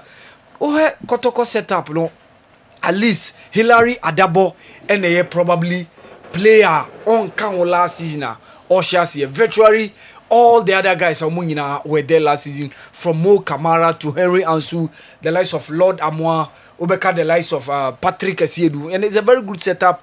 How the coach has decided to anchor Hilary Adabo, and of course, Coach said to see a new guy on Usukada team. So these are going to anchor the midfield. Those 2 guys are more Mostati alongside Emmanuel Entry just in front of them. And then you see Omar Best spring the attack. Amidu Aka on the left, Abet Amo on the right, with Kwame Puku leading the line in the middle of the center. So let's see what happens when the game starts. But me no Mickey, me no be a result. A bit too much of. Okay. Concerning me, or I just want to see how send your coach Zito ebe shisha ni Mrantiano because they just won the FA Cup. Omo we league ni in as much as no more hen so betimi ageno me person who send your coach Zito betimi shisha ni team no ni who say na coach Zito team no be going to the next season be 2025-2026. So we are in for a very good game between Kaiser Chiefs. Kodoko Lusu anya she. Yeah, me for me results ain't that matter. Okay. Kaiser cha anya she. Because Kaiser team in as much as say Kaiser abafono per the level of play I think say me the better me the omo better Kotoko enim. Yes, me the omo better Kotoko enim. Wow. Yes. Okay. Andy, ni kwa na fi enko South Africa enko Pikitoni. I'm expecting quality football from both sides. I'm expecting a free-flowing game. I'm expecting say 2 teams no be a belly to game. Kotoko players no be the confidence to show, the confidence to deliver. Omumo a shaky bia. We expect to say pitch in a game on inflow. You who crunchy tackles to be. But a big game of France no more steady. New be or tiffy biano. Be enjoy. I don't want it to be like say Kaiser Chiefs na mwakani. Say PS na mwakani. We are capable and as I said, I don't think it's a game we are brom. So a game that I'm expecting Kotoko to show say Africa no mokono. Given time and opportunity no. They can be back. Well, enche yedieni beche ye stadium money akofa Tony Montana no the live commentary no and so efrio e de abre minim se Tony waba line so a. Hello Tony, why you crowd wana? Of course. Okay, and over to you in the next 45 minutes. My enti de koso bibia ewo Moses Madiba Sports Stadium.